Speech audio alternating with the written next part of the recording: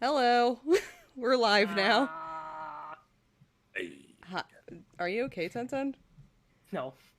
Okay, well, cool. Let's start. What? Alright, guys, we need to, go offline again. We need to restart all of that, because Tenten has a hernia, I guess. A good start would have been a seagull attacking. Yeah. If only. If only. Anyway, hi everyone. Hope everyone's having a fantastic morning, afternoon, or evening. Welcome back to More Code Realize. I forget if I say anything else, but I guess we'll do our introductions now, and then I'll go into the fucking nerdy recap that I have. So, my name is Neurosis. I am going to be voicing aidrac and providing all narration. My name is Tenten Arcade. I am voicing Arsene Lupin, Delacroix II, and the assailant. Fucking love that. I'm Matcha, and I'm voicing Van Helsing and Saint Germain. Hey, I'm Mochi, and I will be voicing Victor, Cece, Nemo, and Alistair. And Alex, and I'm voicing Impy, Finis, Alexandrina, Victoria, and Omnibus. Alright, cool. So let me just get into the fucking, recap thing, because we did a thing yesterday and stuff. Let me just open this up, alright? So, last time in Code Realize, we reunited with our kidnappers, Lupin and Impy, and we arrived at our base of operations, a mansion owned by the mysterious and very devout Saint Germain. Soon after, we went to a doctor who told us a shocking revelation. aidrac does not have a heart, and it seems that the whole is the only thing keeping her alive. God. Lupin then took us to a casino to cheer us up, only for the group to be attacked by an ex-Twilight soldier, Van Helsing. However, he's chill now and he stays at the mansion with us. He's cool. We are now about to learn some combat training from Saint Germain of all people. Anyway. Oh, yeah. Yeah. Yeah, you're gonna teach us combat. Just be like Simon Belmont and throw your crosses at them. Is that really gonna work? Cheese. Order some cheese? Or your cheese can be thrown. But what if I don't want to waste my cheese? It is not a waste for it to save your life so you can have more cheese in the future. Oh, that's true. Anyway, I'm gonna start reading now. Alright, after breakfast, Saint Germain and I walked through the London streets. This area seems middle class, as Lupin explained it. There are plenty of people in the streets, and those people are better dressed than those in the poor districts. No, I have to stay alert. I need to remember that there are people after me. What's the matter? You seem to be trying to look everywhere at once. I feel as if Twilight might be hiding somewhere. I smell him. It is easy to smell Jacob, but not so much Edward. Twilight is a very competent organization. No matter how hard you look, you'll never catch sight of them. Are you sure we're safe walking around in public like this? No need to fear. As Lupin said, London is filled with people, and is a person itself. What? It's actually more difficult to find one person in this crowd. Hey, what's up? I'm London. Well, Hey, London! Hi! I missed you. Are you sure? Well, if you say so, where are we going today, Count? We're gonna do more than count. Let's see. We'll walk around as much as we can, and perhaps visit a place that is unique to London. It sounds like we're just out having fun. This is part of your training. If you're going to be going about London, it's important to know the lay of the land. But we can ask him right now. Hey, London, what's the lay of the land? Flat. Whoa! London is a flat earther, I see.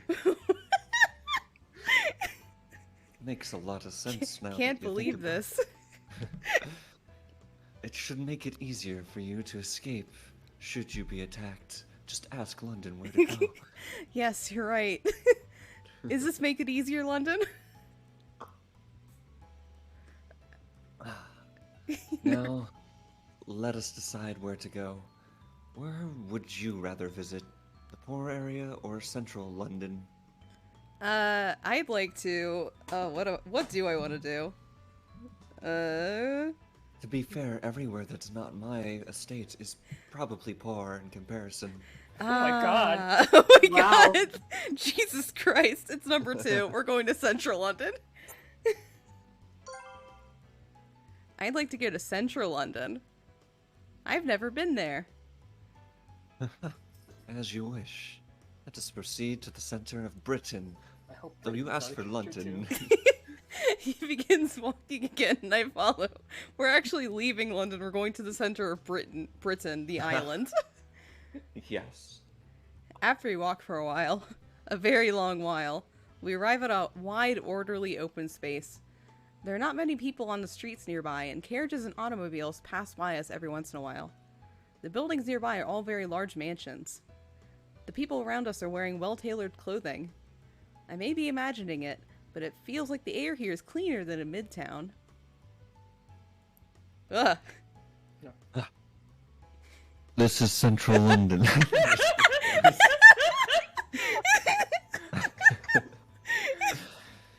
It's the center of London, of course, but it's also the brain of Britain.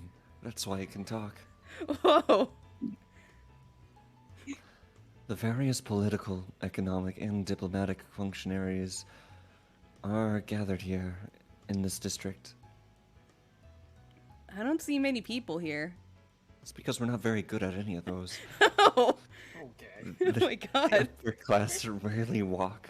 they mainly go about in carriage and or automobiles.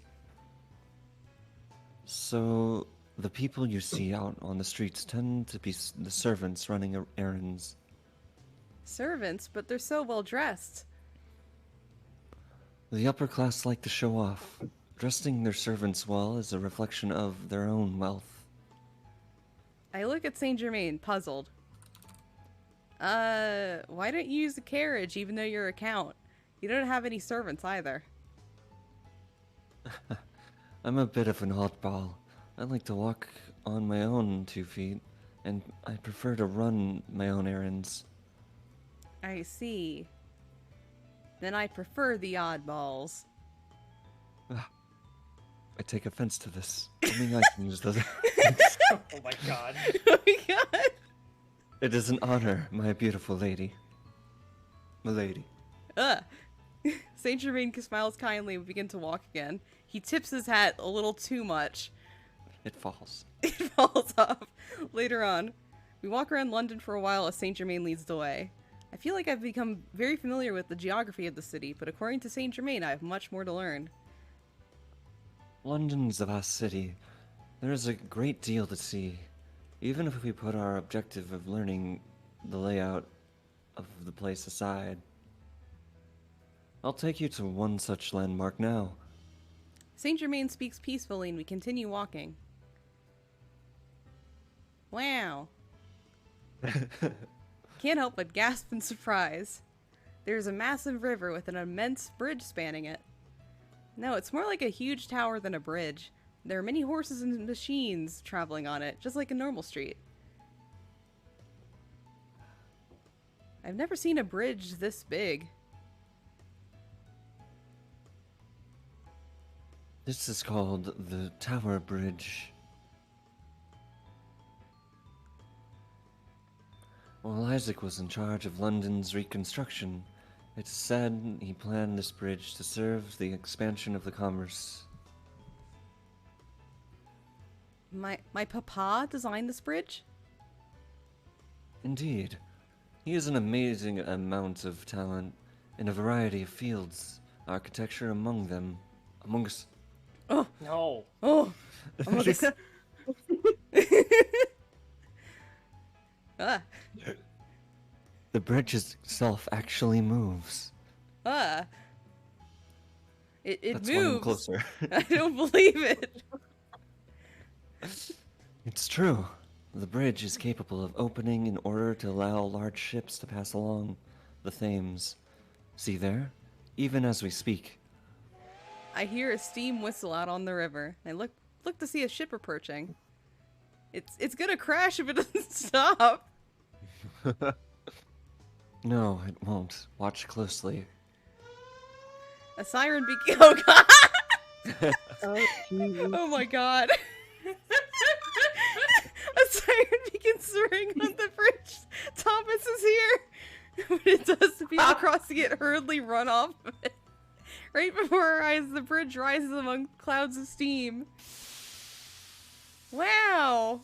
Thomas! I'm lucky to have seen such a look of surprise on your face. But your eyes And are the closed. fabled Thomas. Dot, dot, dot. Macho, you fucking asshole. I just saw you did it. A while later, we were back on the street, making our way back to the mansion. On the way, I tell Saint Germain how interesting I found everything that day. The Count listens with a kind expression. Only... Count Saint Germain, why do you sometimes look so lonely? Oh, do I? I couldn't possibly be lonely. Not with you by my side. Thank you for thinking of me, though. His smiling face has no trace of the shadow that crossed it. He must really, really miss Thomas. A few days later. Every day I was taught by someone new to protect myself in different ways. Lupin taught me methods to escape, or getting out of a pinch. He showed me the importance of always being calm and having a plan. Van Helsing taught me fighting techniques and how to have the proper mindset when in a heated situation. Victor prepared several concoctions for me to use to protect myself. Impy taught me how to recognize the various steam engines used throughout London, as well as how Oh to my God. operate them. Impy. Impy! Toot toot. Toot toot! Saint Germain always shows me the geography and topography of London in a way that I can easily understand. I feel like I've suddenly become more powerful, but they make sure to remind me I'm only scratching at the surface. At the same time, those who aren't teaching me seem to be searching for all kinds of information. I wonder how that's going. One morning, 6 familiar humans and 1 familiar dog are gathered around the dining table. As usual, very familiar. I might get a hold of some quality intelligence regarding Isaac. The others trade glances at Lupin's sudden announcement. What kind of information? Did you find out where he is? This had better be good news. Calm down. I said I might get a hold of it. You people need to sit back and savor the anticipation. Come on, why'd you even tell us that if you're gonna just leave us hanging like this? Quit your whining. So far, we've yet to see Twilight make any big moves either. Aidrac, your education's going well. Our days are rather productive. Yeah, I think I'm starting to understand a great deal, slowly but surely. She's right. She's pretty much learned the basics of handling dangerous chemicals and emergency first aid treatments. I'm happy to hear you say that. That's nothing compared to how far she's progressed with my fighting skills. Aidrac, your physical abilities are nothing short of extraordinary. That, plus my lessons, will make you a fearsome foe. Also, you could just take off your glove whenever really necessary.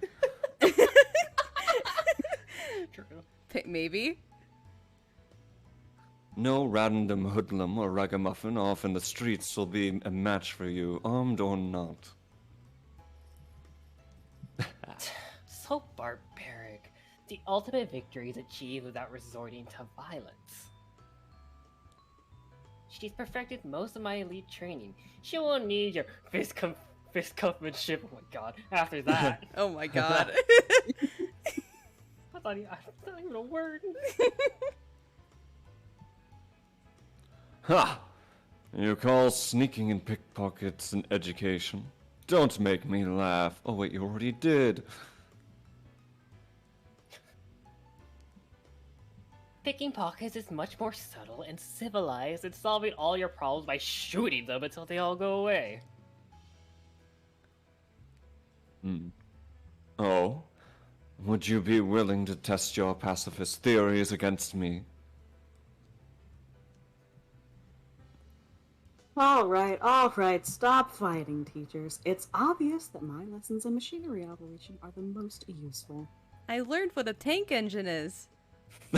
She knows so much. This is most certainly not the case. Agreed. There's no way. Are you sure you aren't just giving her lessons in frivolous romantic matters? You two only get along when you're insulting me? Impy, your lessons are very educational. Thank you. Oh, did you just thank me? See, I told you, didn't I? Please, let's eat breakfast like civilized people. Ah, it's all right. I prefer it when the table conversations are lively. It makes things much more fun that way. I've been keeping all the geographical information you give me in a notebook and reviewing it before I go to bed. I should be thanking you. I have certainly been having a pleasant time during our strolls. We all have fun talking as we eat. Compared to my first few days here, it seems like that Victor and Van Helsing are slowly beginning to open up to everyone else. Of course I am, too.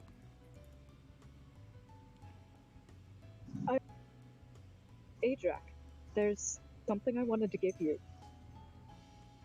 What is it? It's a gift that Lupin asked for a little while ago. Eh? Oh, that. Good work, Chief Researcher. What's the gift? Victor takes a box from under his chair and hands it to me. Take it up to your room after breakfast. We'll be waiting here. I'd love to hear your reaction. I don't really understand, but okay. I'm curious what's in the box, but I make my way through breakfast. Then I go back to my room and open it. Ah, it's... I see what it is and draw a small breath. It's cheeses. You really made it for me. Oh my god. Whoa! heck. Custom cheese. Custom. I spend some time getting ready and then head back and stand outside the door to the dining room. Victor, I'm ready. I'm gonna share some. When I call out, I hear commotion on the other side of the door. Woohoo! I've been waiting for this. What's happening? I suppose you could think of it as the unveiling of our beautiful princess. Come on in, Aidrac. Alright. Okay. I feel a little embarrassed, but also want to show everyone since they had put such effort in giving this to me. I'm coming in. Dash dash. New outfit! Yeah. She's so cute. Swanky. Hat. What do you Looks think? ready to conduct a train. Yeah. I'm ready. Choo choo. Wowza.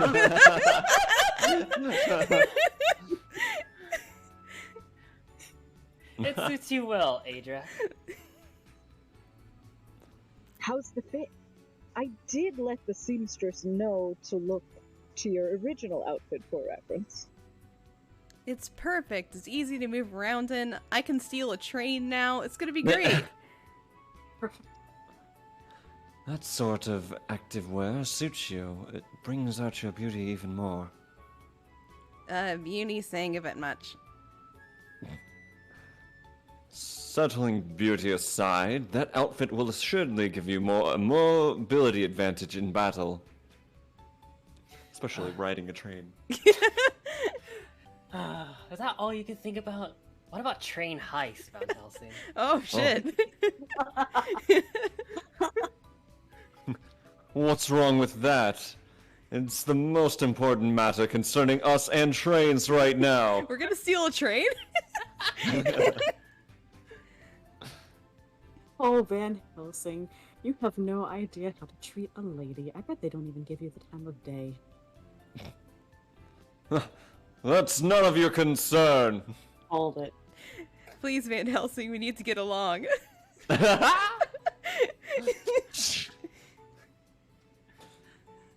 Aidrac, that outfit is made from threads soaked in a blue fluid cultivated from your blood. Ew. Oh. Okay. Ew. I forgot about that. Ew. Life fibers, if you will. You Like from probably Kill knew la this Kill. already. You probably knew this already, but your clothing does not let your poison through. Do we need a glossary entry for clothing? What's clothing? What is clothing? What's clothing? Look on my body. It's designed to be easier to move around in than your original outfit, and made spares. You can wear this from now on. Oh, good. Clothing soaked in my own blood. Oh. I Wow. look down at myself again. It's the first time wearing something different than what I wore when I awoke. I'm a little embarrassed, but I'm very happy. Thank you so much, Victor. In addition to the clothes, he had prepared some poison-proof tableware for me using the same method. I appreciate that all that Victor has done. Sometime later. Your school days here are about to end. As soon as I get some evidence for my info, I'll need you all to join me in my plan. So just tell us what that info and your plan are already. Come on, stop being so secretive. It's obviously a train robbery based on my outfit. Obviously, I've been preparing for nothing. Does this mean our mission has finally begun?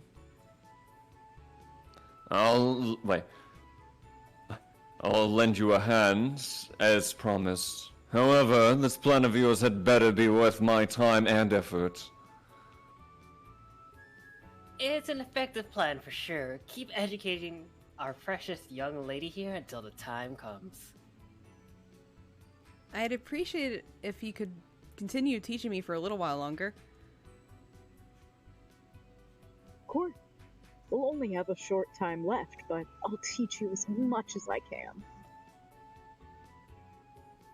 Well then, Miss Aidrac, who do you wish to learn from today? It can't be Thomas. Can't be Thomas? Because we're gonna rob him. Okay, it's 4 again. Oh. So, 1 through 4. It is number it's Impy. Hey! Impy! Impy! Oh boy. Well then, Impy, would you teach me more about train engines? Oh my god. I've been waiting for this moment. You just leave it to me, Aidrac. Thomas is waiting outside. Oh god! Impy, you'd better not fool around with different train engines. Take this seriously. Her safety depends on it. We have one train. Yeah. What should we train for today? Hold on. Or perhaps something more stimulating. How should we Is train? that done? It seems the time has finally come for me to blow your head off. I'll make sure you don't feel anything. I've trained for this. Stop pointing that gun at me. I'm only kidding. Yo. Oh, rump. I'd prefer something that would help me fight or escape Impy.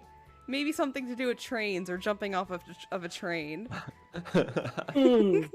I see. Well, if that's what the lady wants, that's what the lady gets. Mr. Impy must oblige.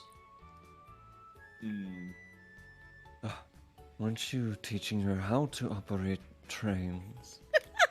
Perhaps. Yep. She's pretty much mastered driving automobiles. And trains. And trains, you know, that's very important. Wow, you can drive an automobile? That's great. Yes, it was a lot of hard work. I crashed like 3 trains. Oh, multi-track drifting. Oh, right. There's something else I haven't... Oh, there's something else I haven't had you ride on yet, but maybe I'll finally bring it up since you've asked. His name is Thomas. What is it? Is it Thomas? It's John Thomas. You'll have to wait and see. Oh my Puts god! my hands on Impy's shoulders. Shakes him. Oh, that thing. I won't stop you from flying it, but do be careful not to crash. Flying train? I'll put wings on it. Oh, come on, St. G. It's my pride and joy. There's no way we'll crash. This isn't a euphemism anymore, is it? I've seen you crash it more than once. As if it was a huge explosion. Funny that you say you'd never crash, after you almost turned the mansion into a field of flames. Impy? Explosion? Flames? What could they be talking about? How could I not have noticed this happening? Whoa, wait, it's alright. Don't start hitting it before we even start. There's no problems whatsoever. That was the other guy, you know? I have reservations. Oh no, Impy made the challenger. Oh no. After breakfast, Impy and I head to our usual spot at his studio. Will we be driving today too? Well, technically yes, but I'm changing things up today. Change things up? How? Impy grins and runs towards something large covered by a tarpaulin. Tarp? Tarp. Trampoline made out of tarp. Trampoline. He energetically pulls the tarp away. See, that's like a normal word. That's a normal word they could use. You know, just using two different words. Yeah. Ta-da! Here it is. Ah, bug. A bug. There's a strangely shaped machine here. Something with wings on it. It's large. This gauge and these controls looks like some kind of train. Is this some sort of train? A flying train. Whoa!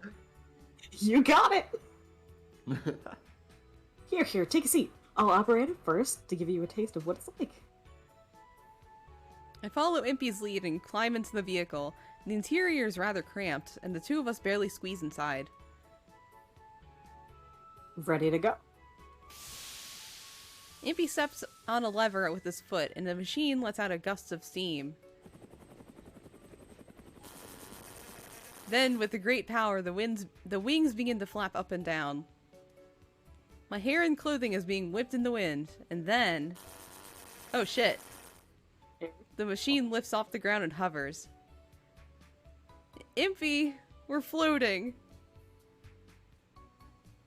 That's right. As you can see, this is a winged machine, also known as an ornithopter, aka a big bug. Oh, Jesus. Aidrac? You make sure to take it all in, alright? I'm taking you on a drive into the sky. I hate bugs. Oops. Oh god. Too As late now. Impy finishes his speech, the ornithopter rises higher and higher. Wow, we're flying. I clutch Impy's arm without thinking. The mansion already looks tiny. I didn't imagine that being so far from the ground would cause me such anxiety. This won't fall, will it? Of course not. I've made all the right adjustments. Ha ha. What everyone else had said before pops into my mind. Didn't they say it crashed? Impy, have you ever properly flown this train? Today is a historic day. This is our first successful flight. Oh. Oh. That means every time up to now, I have to stop thinking about this. I can't let it get to me. Now that we're all the way up here, we might as well have some fun, Aidrac. The ornithopter gains speed as we fly higher and higher. Soon a sea of white clouds is spread out above us. My vision becomes completely white, but just for a moment. We pass through the clouds quickly and... a scene of vast beauty meets our eyes. The clouds glisten white in the sun, and the blue sky goes on as far as we can see. The wind is calm, and there's a profound silence as if the entire world has stopped. This is amazing. We're not dead! My fear is gone, evaporated by the sheer marvel of the spectacle before me. It really is fantastic. I've never come up this high before either, so it's a big surprise to me too. Don't worry about it. The ornithopter puffs steam from time to time while hovering in midair. Impy says that the most amazing thing about this machine is that it can remain in one spot by beating its wings. Everyone who's been on an airship boasts that there's a different world above the clouds. I know what they mean now. Yeah, it's so unreal. For a while, the two of us do nothing but stare at the clouds and the sun, directly into it. Then Impy suddenly looks at me as if the thought had occurred to him. I can't see anymore. Right, Aidrac? It's your turn to pilot this thing. Can you see? I can't see either. Oh, well. Uh-oh. Neither can I. Oh no! I'm sorry? Jermaine, why'd you get here? I took the express train. Whoa! If Alright. train A leaves, Leaves the ground at 5:30. train be? Okay, we got number 1. Are you sure? Are you sure? Of course, that's what this training session's for. I'll be here if anything goes wrong, so don't worry. Here, take the controls. He scoots over and I take his seat and grab the control stick. I feel a sense of responsibility and unease, but exhilaration as well, just knowing that I'm operating this train myself. I slowly move the ornithopter according to Impy's instructions. Like this? It's good. It's not hard if you're going slow, right? Yes, it's not hard. We continue for a while in this way, enjoying seeing the sights in the air. For a while we drift through the sky. As the angle of the sun shifts, the world's features change. The wind is calm and the silence peaceful. I just can't shake the strange feeling that this is all just a beautiful dream. It's now dusk, and the clouds are saturated with a red-orange glow. Your science is amazing. I nod at Impy, who sounds impressed. Then I gently add, it definitely is, but you're amazing too, Impy. Impy laughs. That's right, I am. I'm a man who's gonna fly to the moon after all. You always say that. Impy's smile makes him look like a little boy. Lord, Anyway. bless this meal, for we are about to receive. Please forgive us as this meal is consumed for us trainers' bodies and mine. Amen. Let's eat. Breakfast I like begins trying. Breakfast begins with the count praying as it does every morning. Lupin, Van Helsing, Victor, Impy, and Saint Germain. And me, and Cece. These meals, with 6 human faces and 1 canine face, have become familiar to me.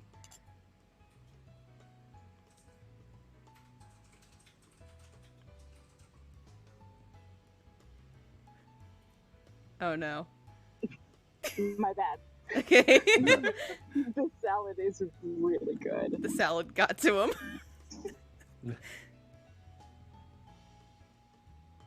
I know, right? I made a new dressing to go with it. I was trembling with emotion when I first tasted it. I think I can say this every time we eat, but I still can't believe someone as crude as you manages to create such delicate taste. Why do you always have to attach an insult to a compliment? Do you have some kind of mental disorder or something? Damn. Oh, damn. Sorry, too much. Damn. Impy, everyone speaking with you is compelled to add just a soup convention of cynicism. What's a soup convention, Stevie G? Whoa. It's where you buy clothes. Whoa. Oh my god. Oh my god. The soup store. We're going to the soup store. Oh, I see. So it's my fault people talk to me that way? That's what I thought. You do counseling, G? What's that supposed to mean? Keep this up and I'm not cooking anymore. He's just talking about the soup store. You get clothes there.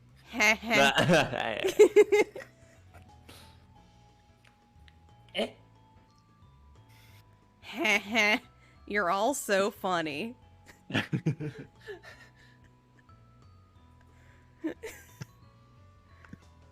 Oh. ...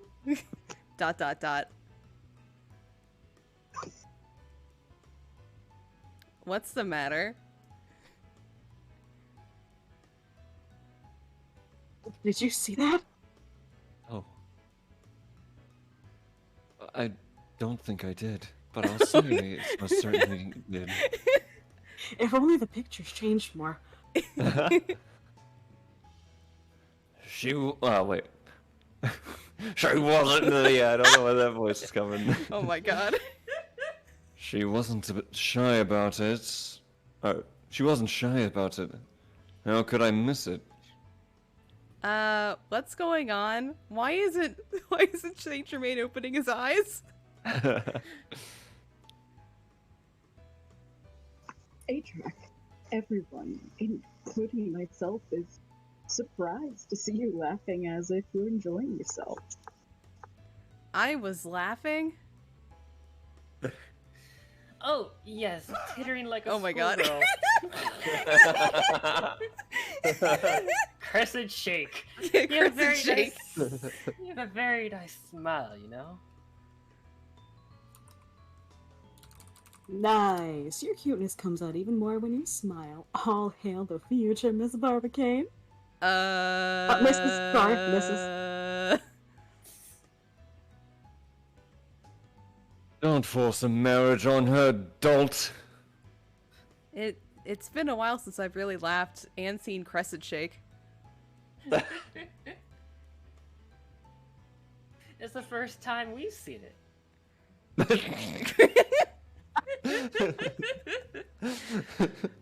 Yes, I was somewhat concerned about how much they were shaking, that perhaps you were incapable of laughing at all. Where did he even come from?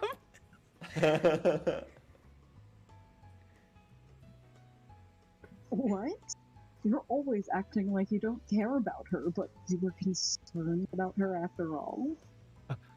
Baka. Oh my Why? god.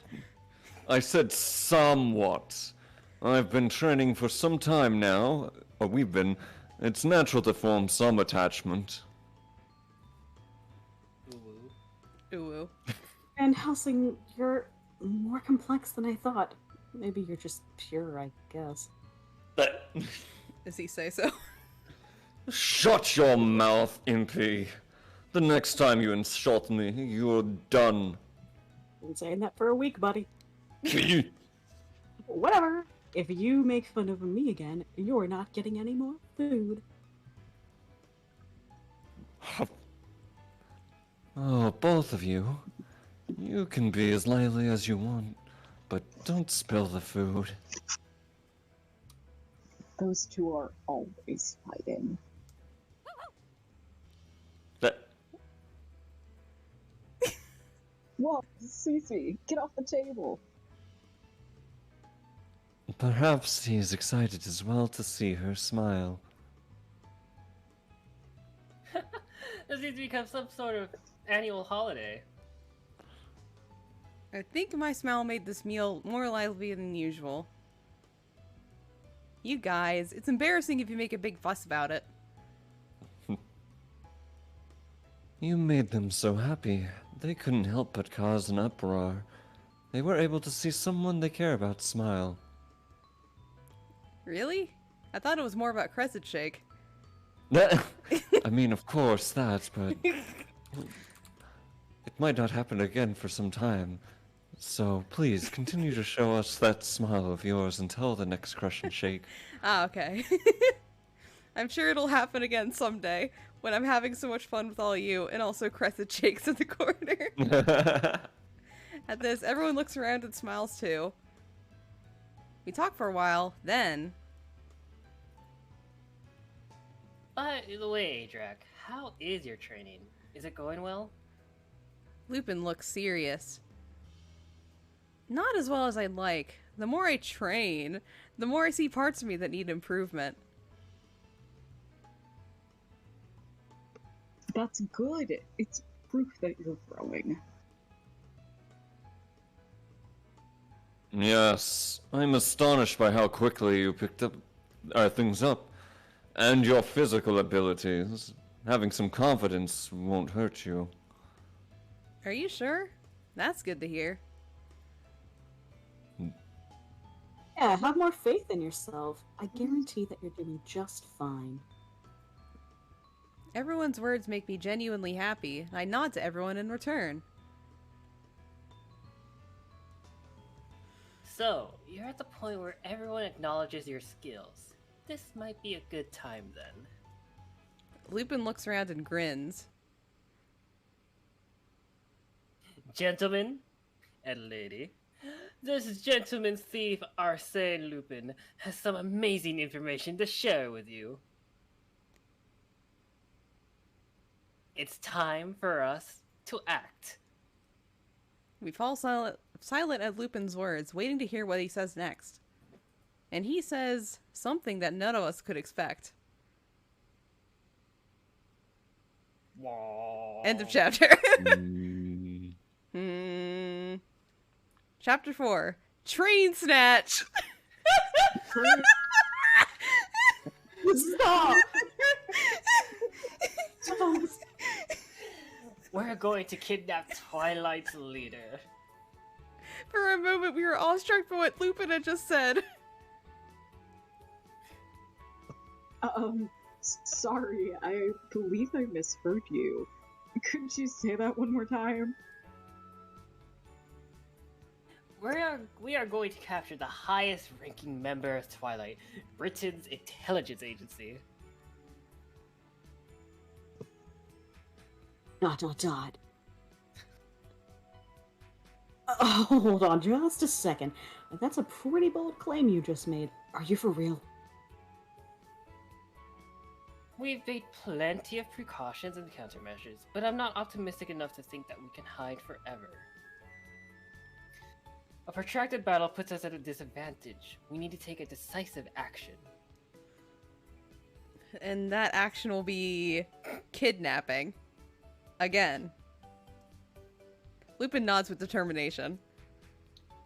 The head of Twilight would be a central figure for many different plans. The most effective way for us to gain some ground on all the unknowns is to ask the one responsible directly.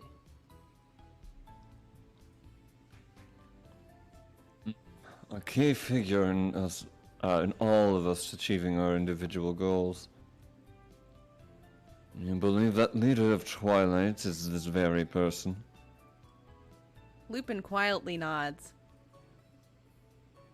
I see. That's why you've decided on capturing this person. Saint Germain says this as casually as asking for a glass of water. Lupin nods. But wait. If we're going to capture this person, then you must have found some information about him.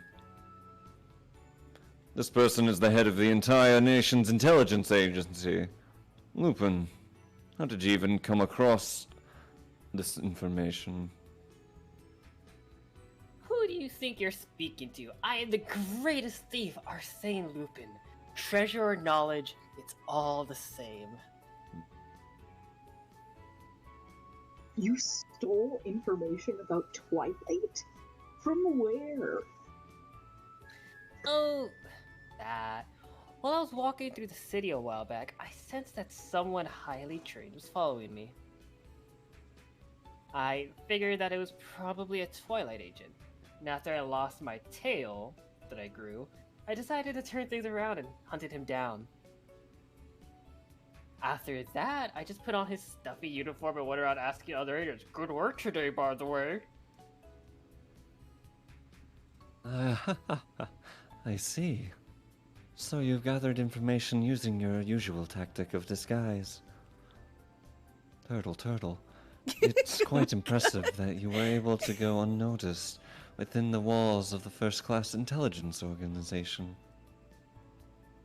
There's no one who compares to you when it comes to outsmarting people. It's not just impressive, it's scary.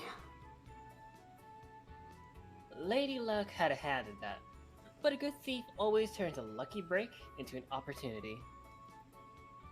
From there, I just ran around trying to get proof from what I'd found. Last night, I finally knew for sure. You are aware that Twilight is the most elite agency in the country, right?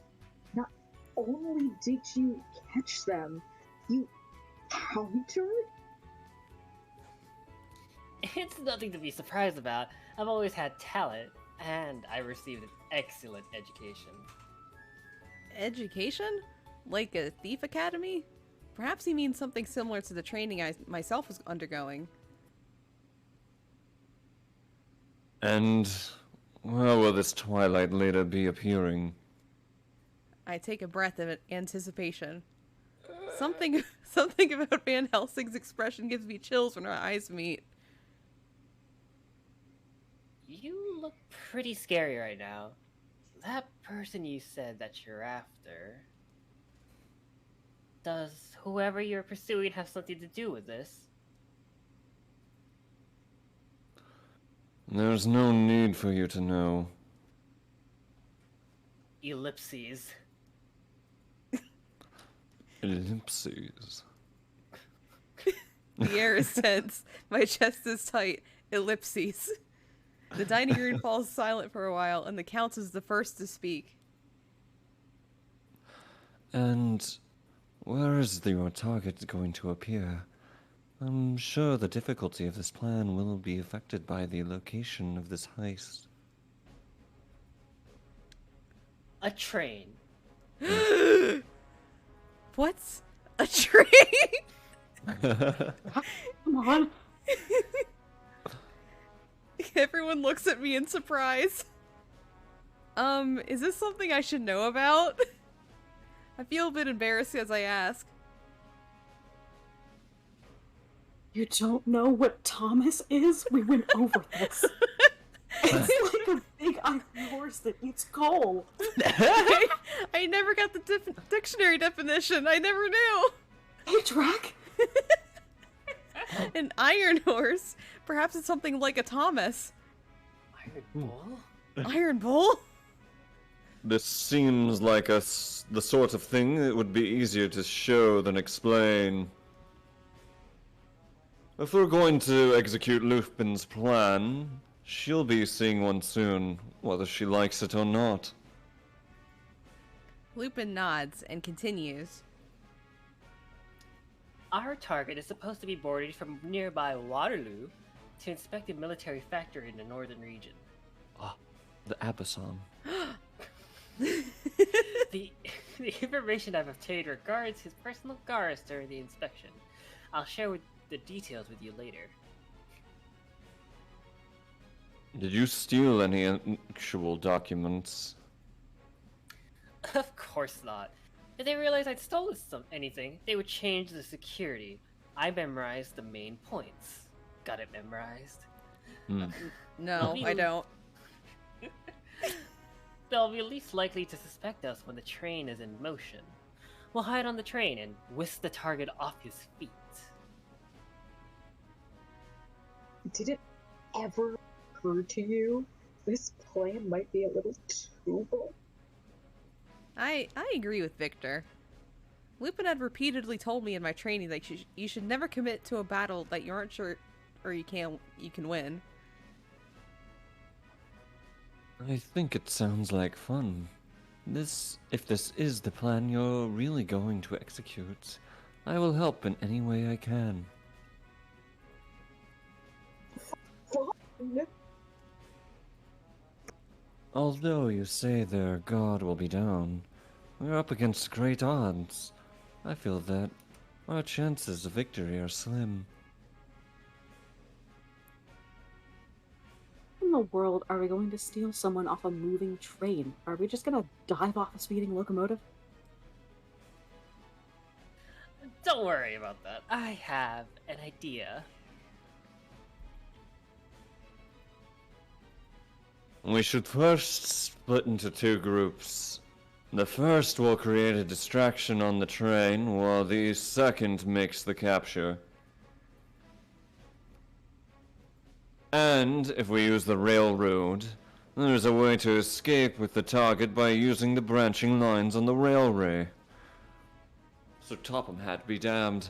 Or Sin, your plan is to steal the entire train car itself, is it not?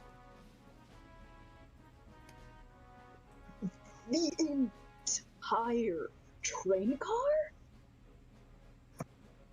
A bold idea.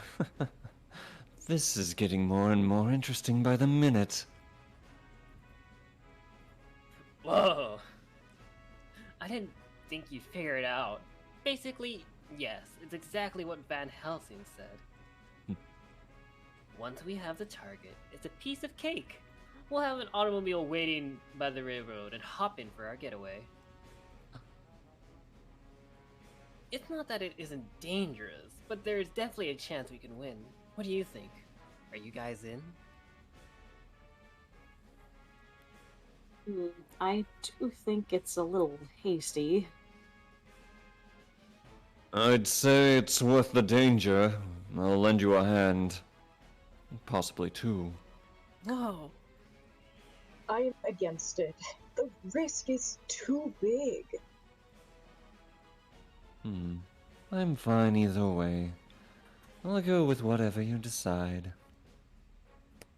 Are you going to help Count? No. Yes, of course. How rare is it for us to have the opportunity to enjoy an outing together?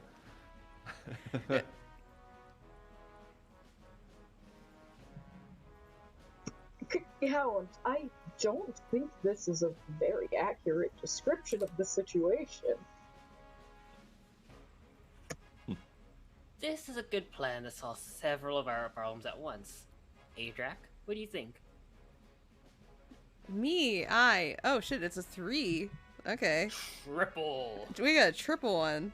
Alright. Really, only 2 choices and a non-choice. Yeah. Triple! Number 2, it's disagree.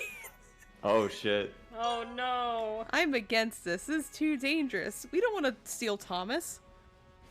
I understand that you want to put an end to the problem as soon as you can in order to avoid danger, but it's wrong to jump into a new dangerous situation to get out of an older one. I agree with her. I think she's got a good point. If you ask me, I guess I'm on her side too. Their words give me strength. I'm glad. I'm not the only one who thinks that Lupin's plan is way too fucking dangerous. I'm sorry, but this plan is moving forward no matter what. Those of you who are against it can simply stay behind. I'm gonna kick up my feetsies. Stay in. I will go, even if I'm by myself. By myself. Hearing Van Helsing's words, we all look around at each other. I understand why you'd be against this. Worst case scenario, Van Helsing and I will take care of it on our own. Ellipses.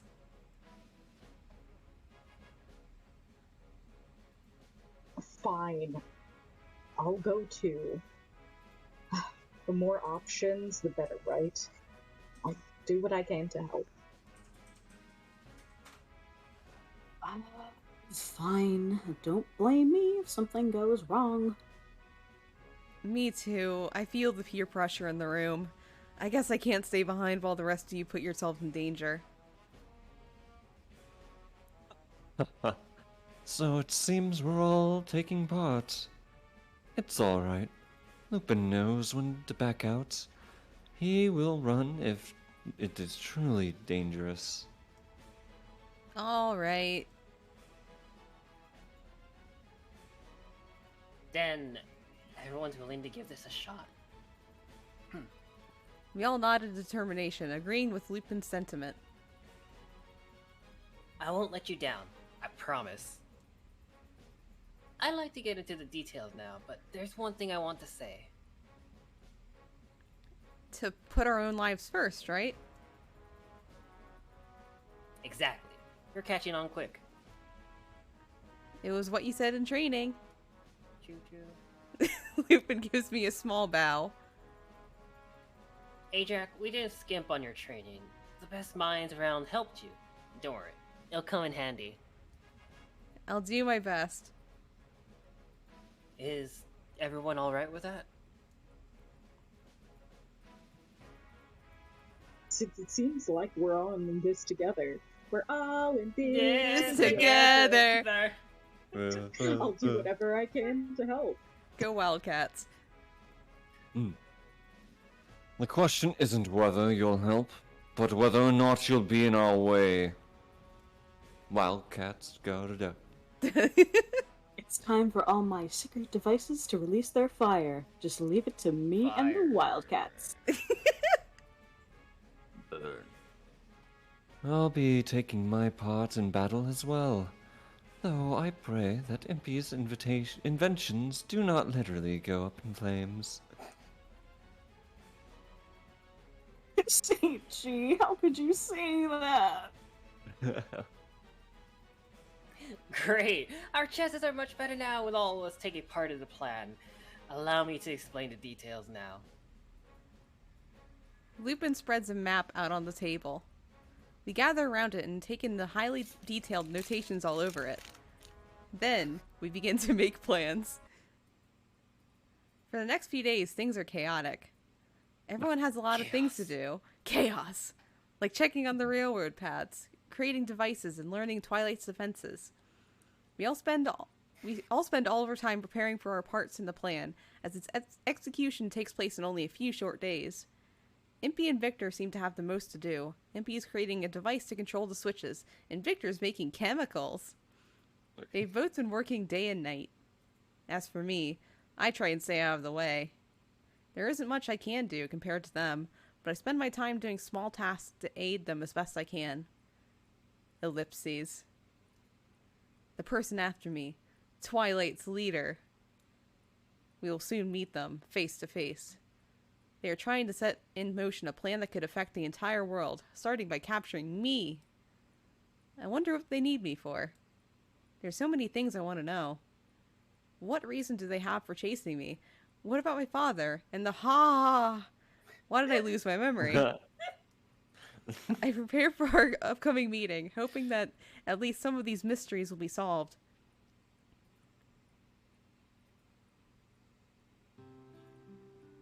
I look up at the night sky. The very bright night sky and sigh. Oh. We act tonight on the very last twain. It's about time to leave. Everyone is wrapping up their preparations. As of now, I haven't been given a clear role or action in the group's plan. Lupin says he'll decide what I should do once we're there. But because of this, I'm feeling somewhat anxious. Isn't there anything I could do to help? Alright. Everyone should be in the mansion now. Maybe we should go visit one of them. Who we visiting, guys? Okay. 1 through 4 again. Number 1. Van Helsing. Oh. Wow. Wow. I walk down the hall to find Van Helsing, who should be in the lounge, with guns or something. He said, yes, he said he'd be maintaining his weapons. Can I wait a moment? I'm doing calibration. Oh god. Garrus! I knock a few times on the door. Van Helsing? It's me, aidrac. Who? Oh, what do you want? I was wondering if there's anything I could do to help. That's all I say, and he doesn't respond. He's ghosting me, guys.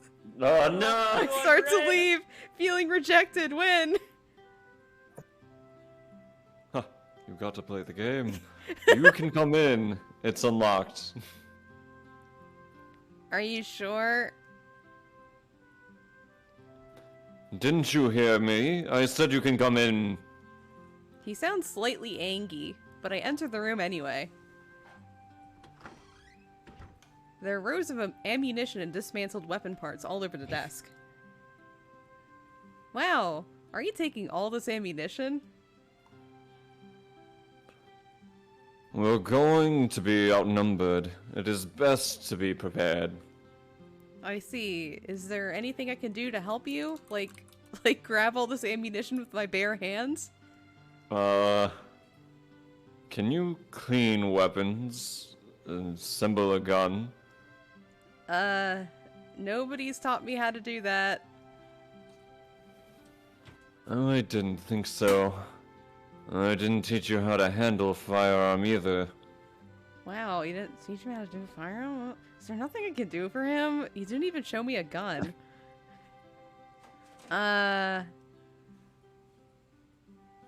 don't need any help. Ellipses. Do you want me to leave? If I did, I wouldn't have let you in. I'm just covering for my indecisiveness. What should I do here? I'm trapped with the Soon. I'm capable of executing this plan of ours on my own, Ellipses. What? Ellipses? I am powerful, I am competent, and I can handle everything. Yeah, sure, good buddy. There's no way this plan will fail, no matter how many mistakes the rest of you make. That's all I'm saying. Wow, tough guy, alright. And you have the skills necessary to defend yourself. There's nothing to worry about. Thanks for reassuring me, I guess. Well, you're welcome. What? That wasn't my intention. I'm merely stating the facts. Van Helsing starts cleaning a small weapon piece, looking upset for some reason. I look at him again, and my heart feels much lighter than when I had entered, I guess. The station is filled with people. Some people are greeting those exiting the train. Others are waiting for the night's last train. Others simply watch the trains. Our plane will be going off very soon. We've all come to Waterloo Station, one of London's many train stations. We are here to see the train we'll board. The final train will arrive at this platform. It leaves in another 2 hours. Hey, where's the water, though? Oh, where is the water? Lupin suggested that we take this time to get a good look at the actual train and the water. In any case, there's so many people here. Even with the increasing popularity of automobiles and airships, steam locomotives remain a major method of transportation. Lupin was right. Even though we're being pursued by the government, as long as we blend in with confidence, no one notices. Van Helsing is standing back a small ways away, so we won't stand all together. Saint Germain is standing by elsewhere. For now, it seems no one is paying attention to us. Is the locomotive almost here? It should be here soon. Keep your eyes out for it. You're in for a real surprise. Lupin looks at his pocket watch as he answers me. Peek of the duck. There it is. Thomas! I turn my gaze to the other end. Oh my god. Hello, boy! Okay, I turn. Here he comes! There he is! I don't think you guys can hear this, but I can. you can? Yeah. Oh my god. Who the fuck played that? It's anonymous. Who's anonymous? Okay, anyway, I turn my gaze to the other end of the platform and see something black approach out of the darkness and get bigger. It's Thomas. Then...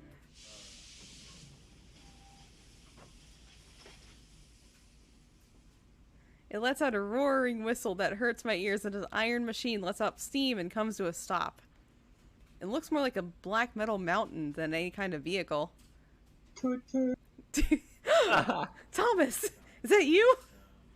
I'm struck speechless at the powerful presence of the huge machine before us. Impy had told me about it, but I didn't think it would be such an intense experience to see it and hear it in person. Is this the locomotive? Surprised, eh? I was taken aback the first time I saw it, too. It was unbelievable that science could move something so big. Yes, it's amazing. I'm... Scully! I'm unable to take my eyes off the locomotive. These steam trains don't use the Neo steam engine, do they? They run on traditional engines. Not true, Victor. This one's an exception. It uses the Neo steam engine as a booster to dramatically increase its horsepower. That's how it becomes a monster train that can carry so many passengers. It's a fusion of tradition and innovation. It's amazing that something like this can even move. My jaw is agape and I look at the massive black iron standing astride the tracks.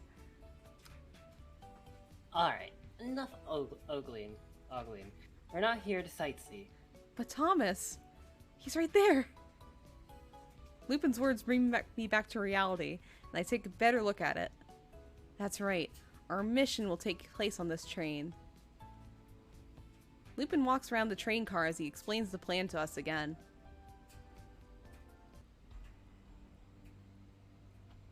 He said in the beginning, our plan will take place on a moving train.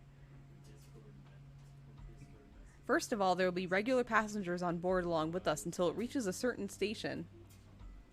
Van Helsing and Victor will board the last car among those passengers. When our target gets on the train, the rest of the passengers will be removed, but Van Helsing and Victor will hide on board.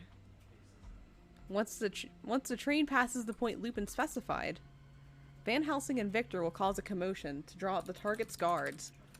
Once enough of the guards have been lured away by to the very last car, we will uncouple it, enemy soldiers and all. That way, we can separate a good number of the guards from the Twilight Leader. While this is going on, Lupin, Impy, and Saint Germain will drive an automobile to the end of the track we will divert it to. The Count will wait here at the end point with the automobile. He'll simply wait there until we cut off the train car carrying the leader and bring it to that location. Lupin and Impy will approach the train above using the Hornithopter. Do you need the definition for that? And land it on the car carrying the target. Using a device created by Impy, Lupin will cut off the train car from the car ahead, including the locomotive engine. At the same time, the tracks will be switched, pulling the single-car train into a separate track away from the guards. After that, Lupin will shoot some fireworks into the air, signaling Van Helsing and Victor, then send Impy to pick them up. The train car that was cut off will continue rolling to the end of the line, running on one of Impy's inventions. In the back car that was cut off, Victor and Van Helsing will fight the guards and then head to the target's train car. If possible, they will overpower the guards, protecting the target and capture him. If that's too difficult, they will wait. Either way, once the separated train car reaches its destination, Saint Germain will join Van Helsing and Victor to defeat the remaining guards and capture the target. Then, the target will be placed on the automobile and everyone will drive back to the mansion safe and sound. It's Final Fantasy VIII, guys. If something goes wrong, we will run to the rendezvous point. Impy will then help out the battle as he will be flying near the train car while the plan is being carried out. That is an overview of the plan.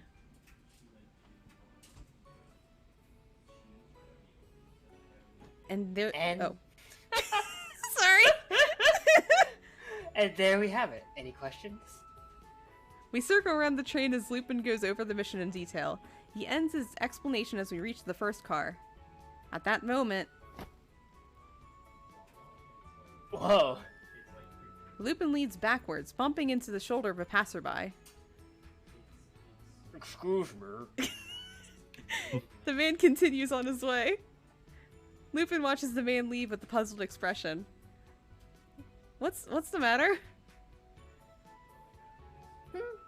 Oh, I just thought it was strange that I didn't notice the man approaching. I hope my perception isn't getting dull. Hey, don't say that. You're scaring me.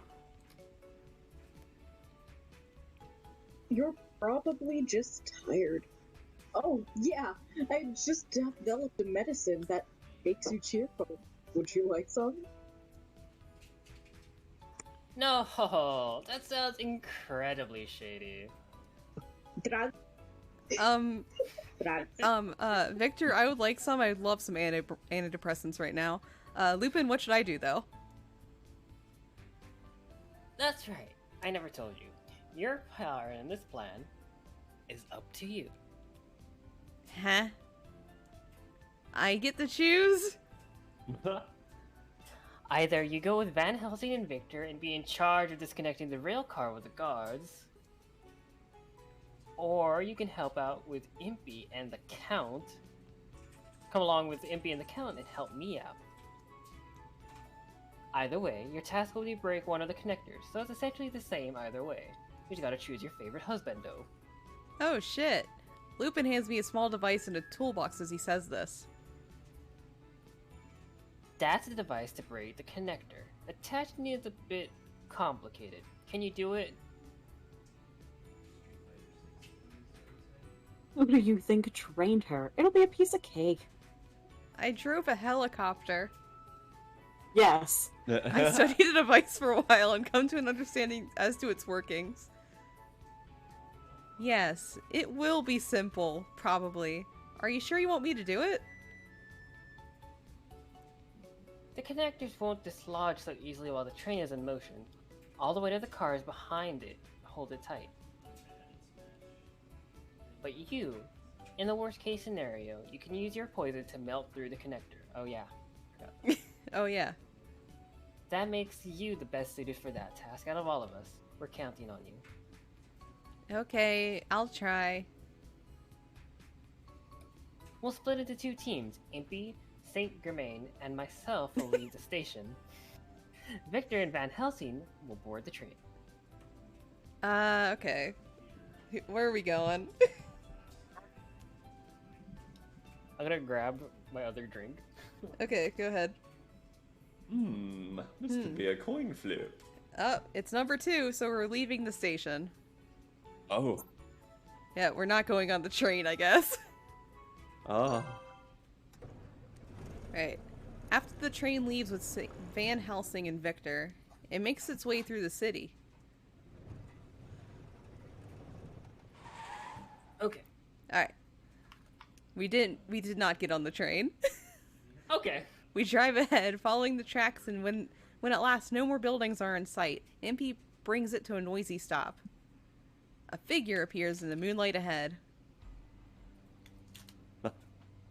I've been waiting for you. He smiles as he greets us. We climb down from the automobile and join him. Hey, Saint G, thanks for keeping watch. How's it been? Besides the ominous music that's playing out here, it's just as we expected. There's That is no kinda- one here. It's fine. It's fine. The railroad line that the disconnected train car will arrive on, it's a little ways ahead. The reason why this location was chosen as our meeting spot is because it has a convenient place to land the ornithopter. I'm sorry to ask you to do this. Oh, it's hardly a bother. I've been enjoying pretending to play the detective. Pretending, huh? This is not a game, you know, not called Code Realize or anything. It's not a game at all. I'd wink if I would open my eyes. Lupin sighs as if releasing tension, then looks around at us. Now, we'll be launching our mission to capture the leader. The first step. The first step. We wait. I can't help but feel a little let down by Lupin's words. I may be nervous, but I'm still looking forward to what comes next. Maybe I should have boarded the train. We're going to wait here? Yep, we've arrived earlier than planned. Don't worry, Victor and Van Helsing will get the job done on the train. I'm going to stay here, prepare my gentlemanly attire, and also go over the plan. You others can do as you like.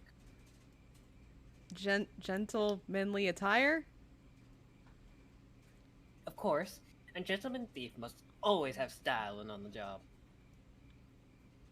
With Lupin in high spirits, we decide to use our time freely until further instruction. ...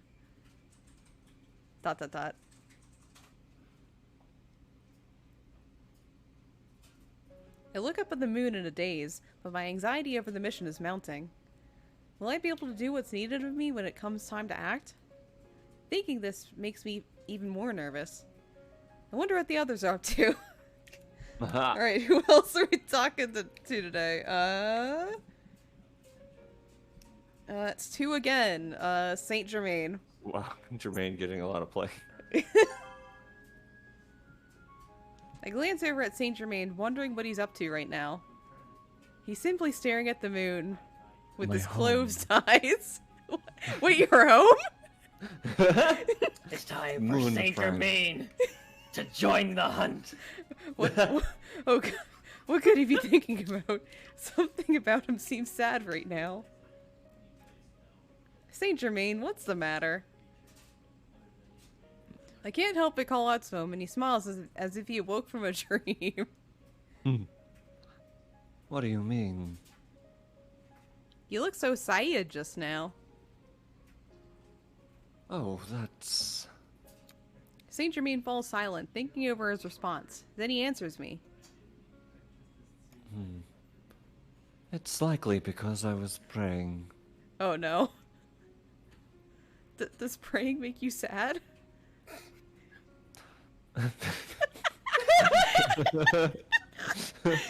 It's getting too real, Mira. I'm not gonna lie. Oh god.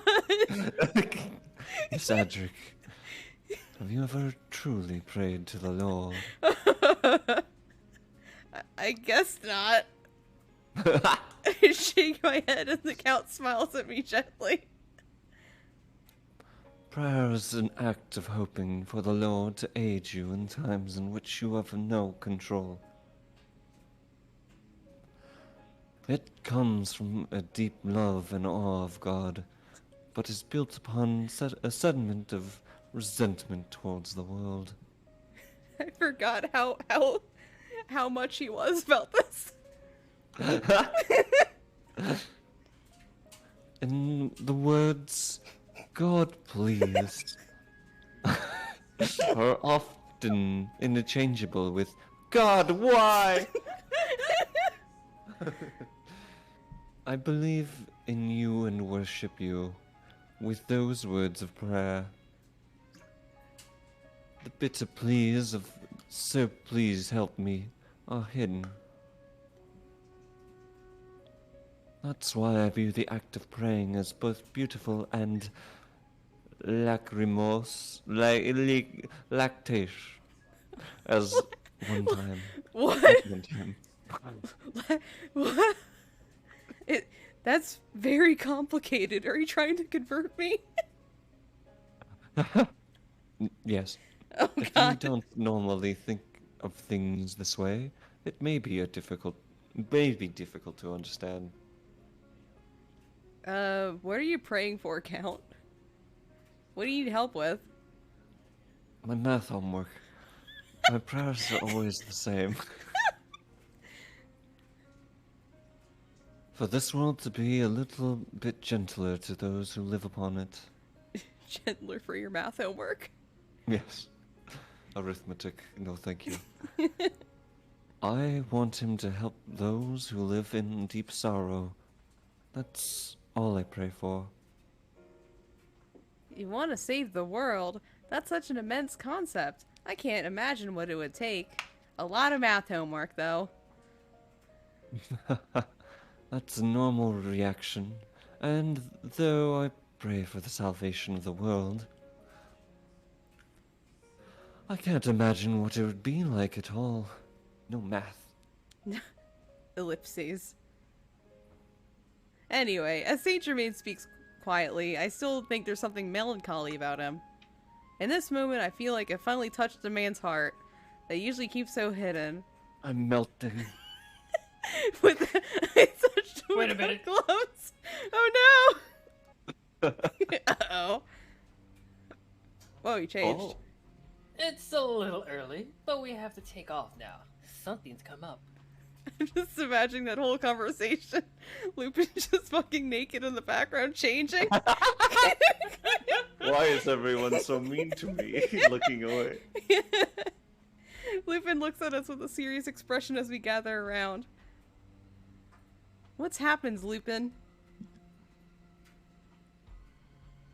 Could it be the wind, The earth and The fire? the water? Wind? The wind is weak now. Yes. But it shows signs of becoming stronger. Perhaps even storms brewing. And look up at the skies. Everything's still so calm.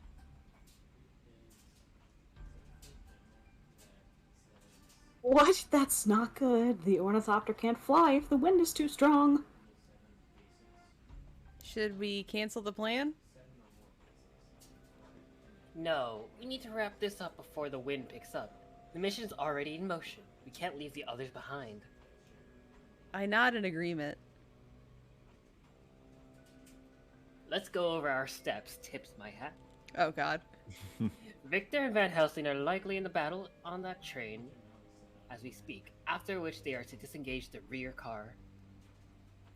While those two attract the attention of the guards, Impy, you and I will get close from the sky in the ornithopter.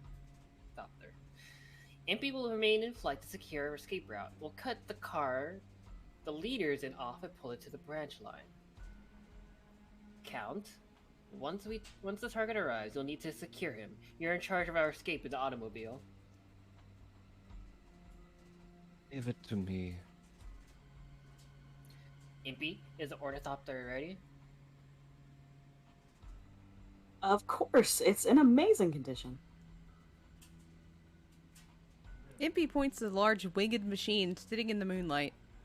An ornithopter. A small airship that flies by flapping its wings at high speed. Yes, we just went over this. Wow! I've never seen this before in my life. Ellipses. You look like you doubt me. Like, are you sure you can fly that thing if the wind gets stronger? How'd you know what I was thinking? I mean, no, that's not it at all. No, nothing.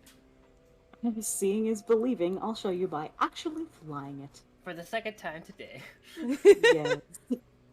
Then, let's get going. With Lupin's words as a signal, we quickly board the ornithopter. You all managed to get on, but it's so cramped. Hey, why is this thing so small? This is only meant for one occupant. It can barely accommodate two, so of course it's going to be cramped with three. Could you build us a three-seater model really quick? Yeah, I'll get right on that.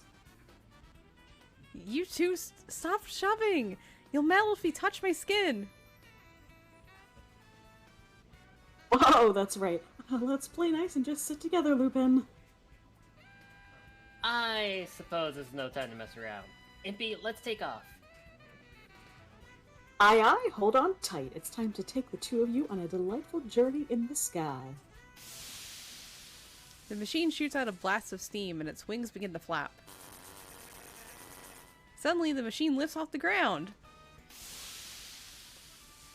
It's flying, Impy! I've never done this before! That's what it does. The wings start going faster and faster with tremendous force. This flying machine was created by the world's most brilliant engineer, me. Of course it's going to fly. It already did earlier. Despite his confidence, the machine suddenly tips, nearly throwing us out into the air. Lupin reacts quickly and grabs me. Whoa, Impy, can't you control this thing a bit better? We're going to fall out before we get to the train. Said it's made to seat one. It'll stabilize once it gets up to speed, so just hang in there. I'm hanging on! Alright, let's go. With Impy's shout, the ornithopter picks up speed. It flies through the air, cutting through the night sky at great speed. Nice! This piece of junk is doing pretty well today. I'll not have that slur used against my machines. Whatever Impy Barbicane build is always incredibly stable. Uh-huh. I wouldn't call this incredibly stable, but for now, the ornithopter is traveling at an unbelievable rate. It shouldn't take us long to catch up with the train. I catch sight of the railway below us. Then, I see a lone rail car sitting itself on the tracks. Aha! There it is. That must mean that our assault team is doing well. Looks that way. Let's follow them. However, only a short time later, Lupin and Saint Germain's prediction is unfortunately true. The weather suddenly takes a turn for the worse, and a forceful wind hits us. My sense of equilibrium is thrown off because of the intense turbulence.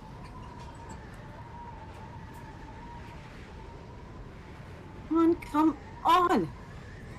Impy desperately tries to control the ornithopter, which is being shaken every which way by the wind. Hey, Lupin, where's the train? We're gonna crash before we reach it. We're almost there. You have to keep going. We hear the train's whistle from far off. A tiny light shines ahead in the dark rails. That must be the locomotive. Impy, can you get us closer? I'll do what I can! Impy goads the ornithopter into more speed, and little by little we begin to close in on the train. I hear the powerful noise of the engine. Finally, Impy draws the ornithopter parallel to the last train cars. However, we can't go further ahead. The car we need to break the connector on is up ahead. Impy, go faster. Already at full speed, I can barely keep up with the train. As they go back and forth, I hear a gunshot from within the train. That was Van Helsing's shotgun. It would seem that there's still some guards on board.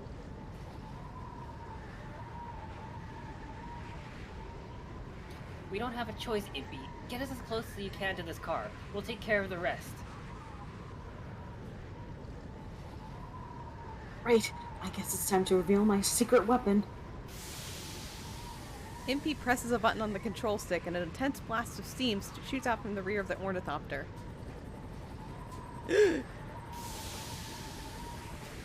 ornithopter picks up speed, propelled by the force of the steam. So jump off when you can. Alright, but with this wind, we won't be able to count on Impy for help. Mademoiselle, you stay behind. No, I'm coming with you. You need every last bit of help that you can get. With the way things are going, we're already short-handed, and you trained me. I promise I'll be useful. That's pretty speech. I won't stop you then. Come on. Great. Lupin holds me tightly to him. I relax my body, trusting myself to his hands. I'm floating in the air, and the next moment we're on the roof.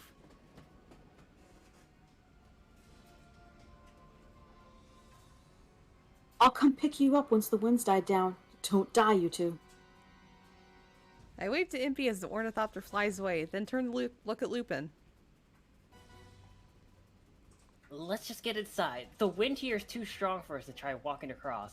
Falling off would not be funny at all. Lupin quickly puts his ear against the train's roof.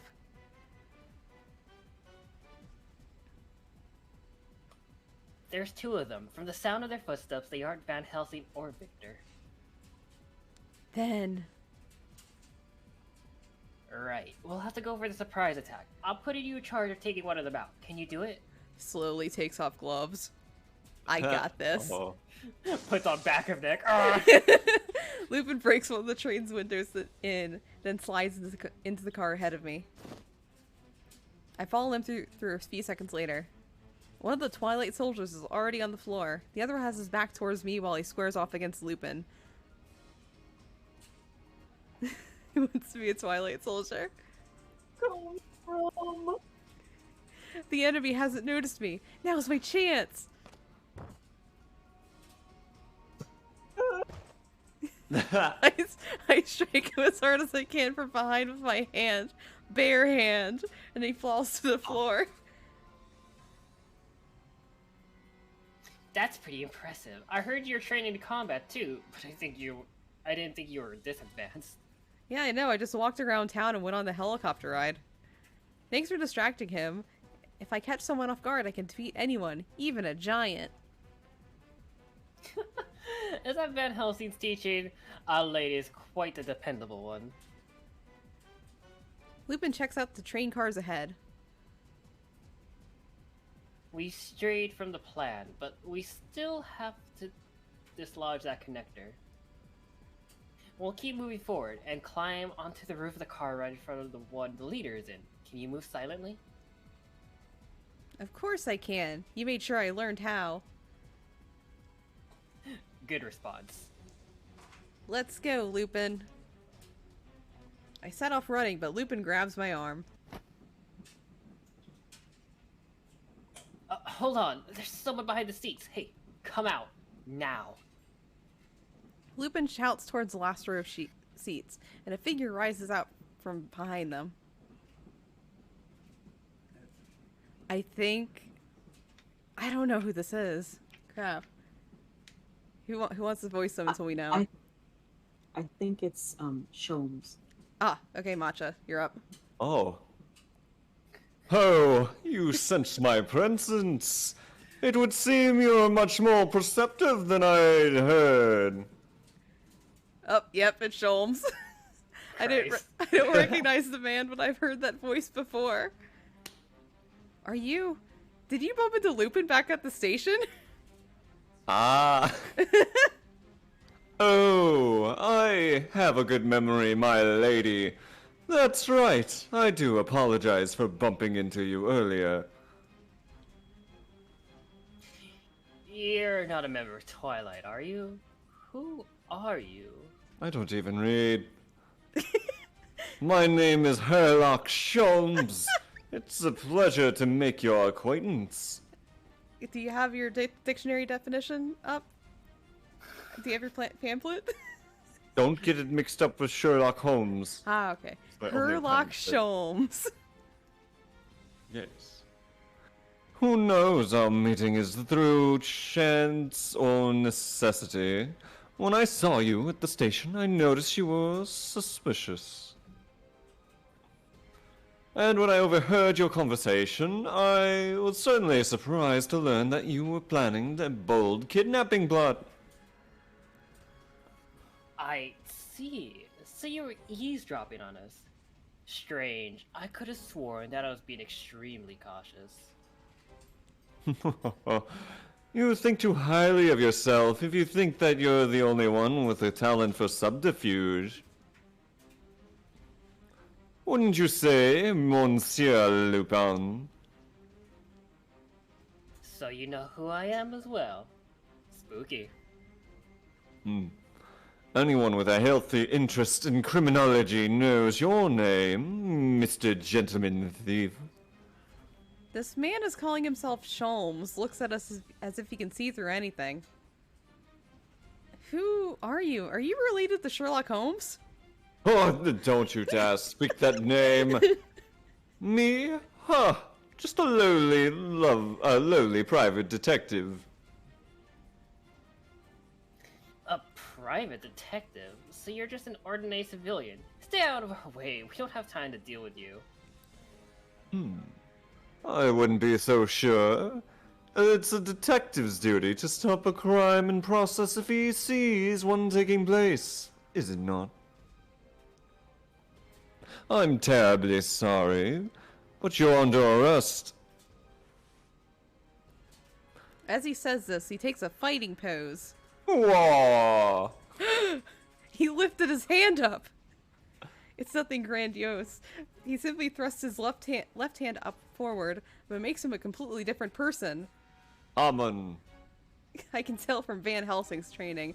This Sholmes is very strong. I swear that your treatment won't be rough if you surrender to me. Thanks for the warning, but sorry. We have our own situation to deal with, so... Why don't you take a little nap? That sounds lovely. Oh. Lupin points his walking stick at the man, and smoke spews from the tip. In a matter of seconds, a cloud of white smoke has swallowed Sholmes. Is that Victor's anesthetic? Lupin grins in response. Even a small whiff of this is enough to bring you to your knees. If he breathes in too much at once... I don't think so. Sholmes' hand reaches out from the cloud and Lupin jumps back just in time. When the smoke clears, Sholmes is standing there looking as calm as ever. What? How? How are you still standing? That's a pretty potent drug. I heard you tap the ground with that stick at the station. From the sound, I knew it had some sort of trick to it. At first, I thought you had hidden a blade in it, but then I thought it sounded hollow. I deduced it was more likely gas. And I smelt it, therefore you dealt it. Whoa. On top of that, the great Arsène Lupin is known as a gentleman thief. You probably wouldn't carry a lethal weapon. Thus, the gas was likely a smokescreen or a vaporous knockout gas. I've dabbled a bit in the pharmaceutical sciences as well. Knowing that, it was easy to find countermeasures to protect myself. I covered my mouth with my handkerchief and soaked in a neutralizer I threw together and... Oh. You're gone. Thank you for your valuable opinion. It gave us time to get away. Lupin and I were already running towards the car ahead of us. I see. You have some great insight, finding opportunities in any situation. However... Lupin suddenly trips and his mask falls to the ground. Whoa, what's this? Lupin, there's a string around your feet. The sparkling thin string extends all the way back to Sholmes' hand.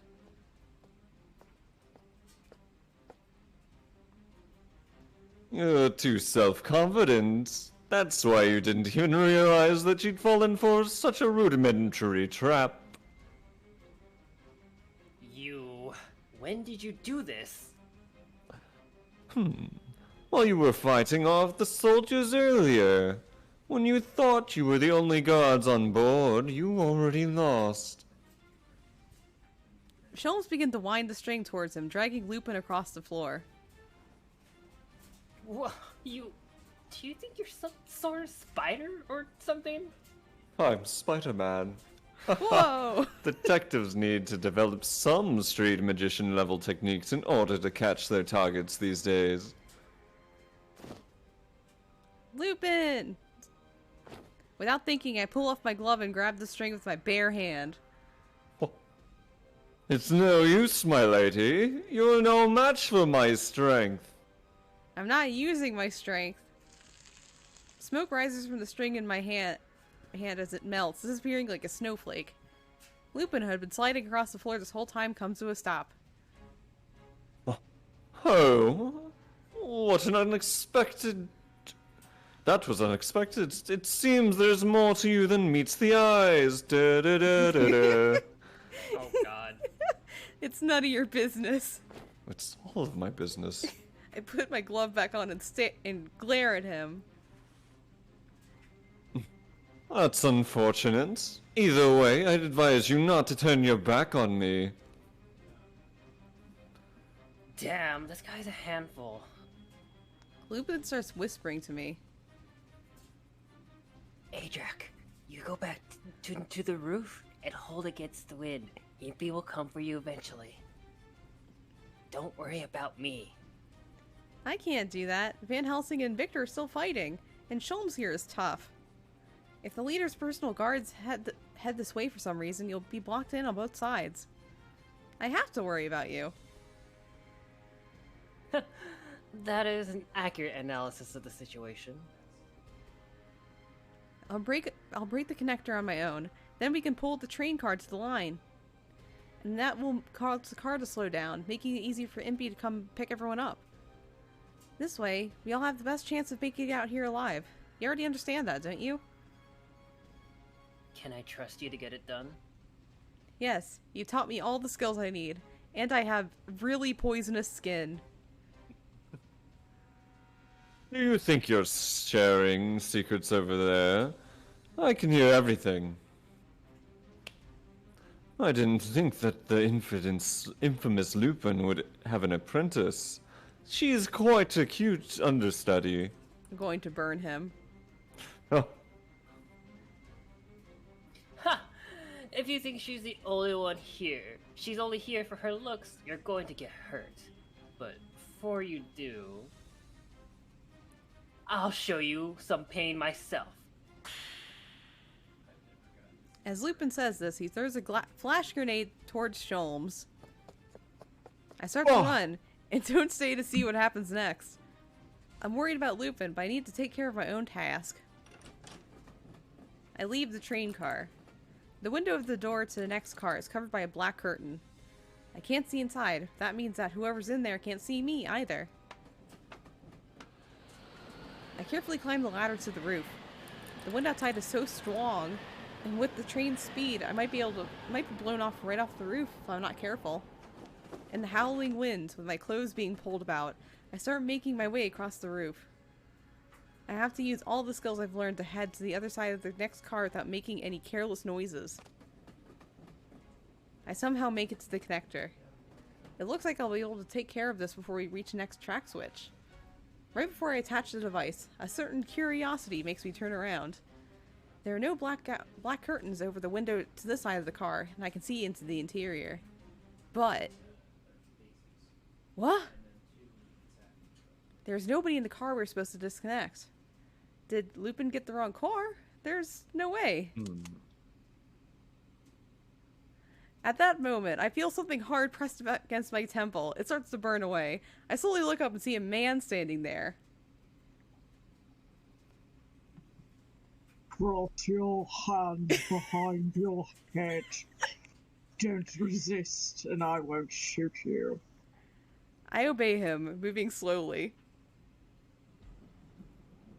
He orders me to walk, and the two of us slowly enter another train car, not the one Lupin and I planned to disconnect. Ellipses.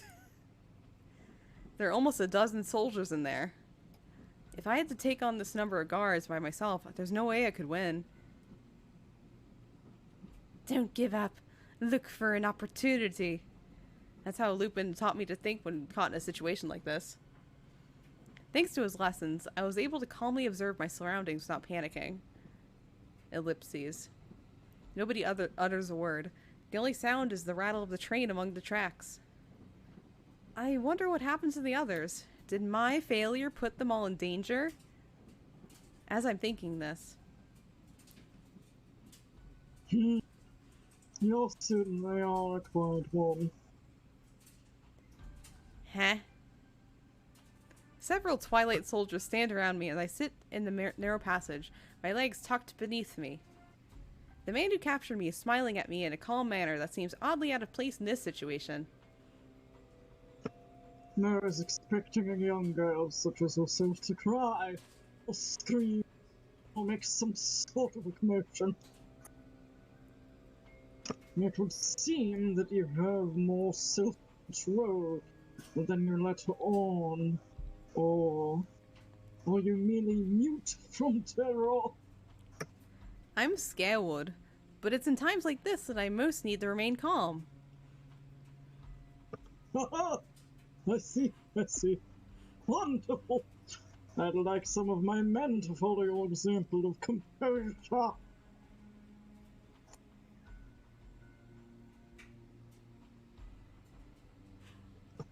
I suppose you are a unique individual after all. To us and to the entire world. Him? The world? What's he talking about? I open my mouth to ask, but I'm cut off by a voice coming from behind the man. I think this is Alex. This conversation is unnecessary, Alistair. Hide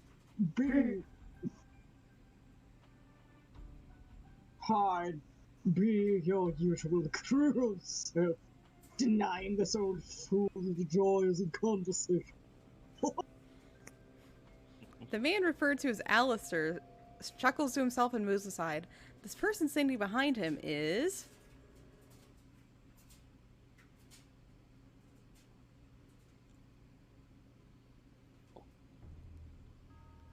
We finally meet, sister. The speaker is a young boy with 2 eyebrows, sitting on an armrest with one of the train seats. His hair is a white golden color. His eyes are jade, each a different shade.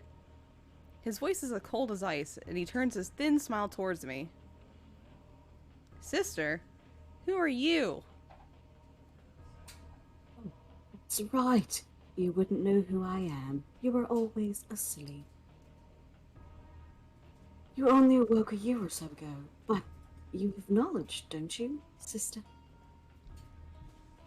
You and I share the same father. That would make it a simple matter to figure out why I call you my sister, yes? Sister? That means we must be related by blood. And he has a connection with my papa. Could it be? Are you my younger brother? The boy nods, satisfied. Yes, indeed, I am your younger brother. My name is Finis. What's more,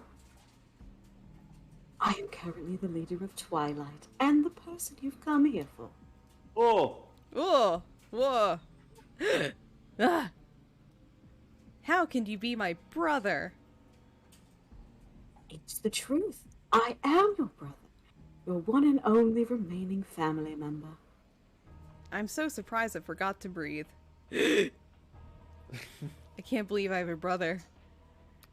And that the sibling sitting right in front of me is the Twilight Commander. Who could have imagined it? You and I have inherited the dreams of our father, Isaac Beckford. We inherited his dreams? I can't help but repeat what he said. That's what I just said. Do I surprise you? Of course, anyone would react this way in discovering that the people hunting you were led by family. What's more, you have something you want to ask me, don't you? About why Twilight wants you. About the horror in your chest. About your memory, perhaps. Why your body is filled with poison and what it is. And of course, about whether or not it is possible to remove that poison. How did you know? Oh, you're funny. You and your crew tried to trap me, but you fell into our trap instead. I leaked the information that I would be aboard this train, knowing it would reach your ears. With just a touch of a lie regarding the amount of security that would be with me. I just wanted to meet you already, so I threw out some bait to lure you in. Ellipses. Oh, is this all new information confusing to you? Don't worry, we can go over all of it again later. This probably isn't a very relaxing place for you. Alistair, we've secured my sister. Let's go. A dull explosion shakes me to the core, and the man who had me at gunpoint earlier nods. We just wrapped things up as well. I turn back and see the train car behind us falling behind, getting farther away. This means I've been isolated from Lupin and the others. No more interruptions. Now we just... Suddenly, the window shatters as someone leaps through the glass to stand between Finis and me.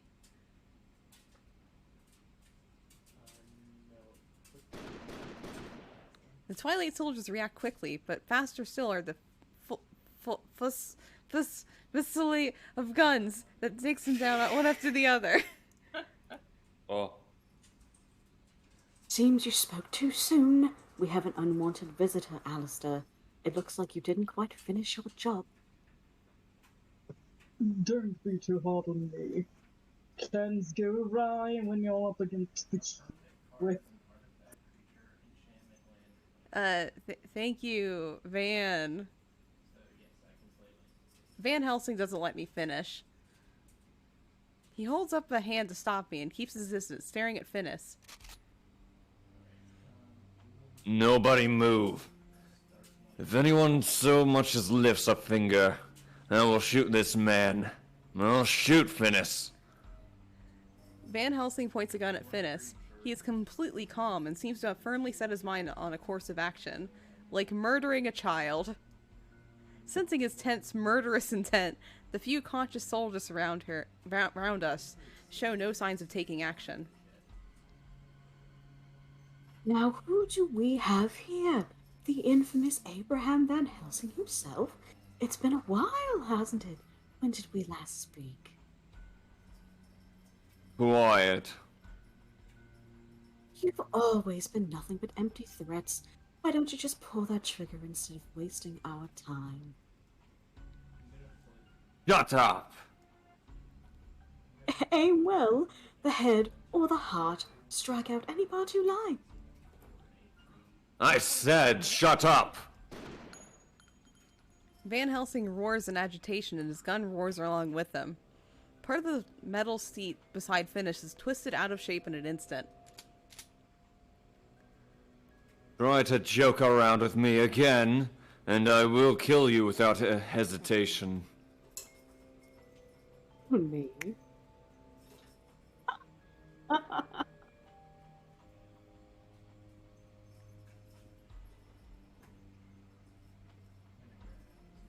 Can't kill me. It's impossible.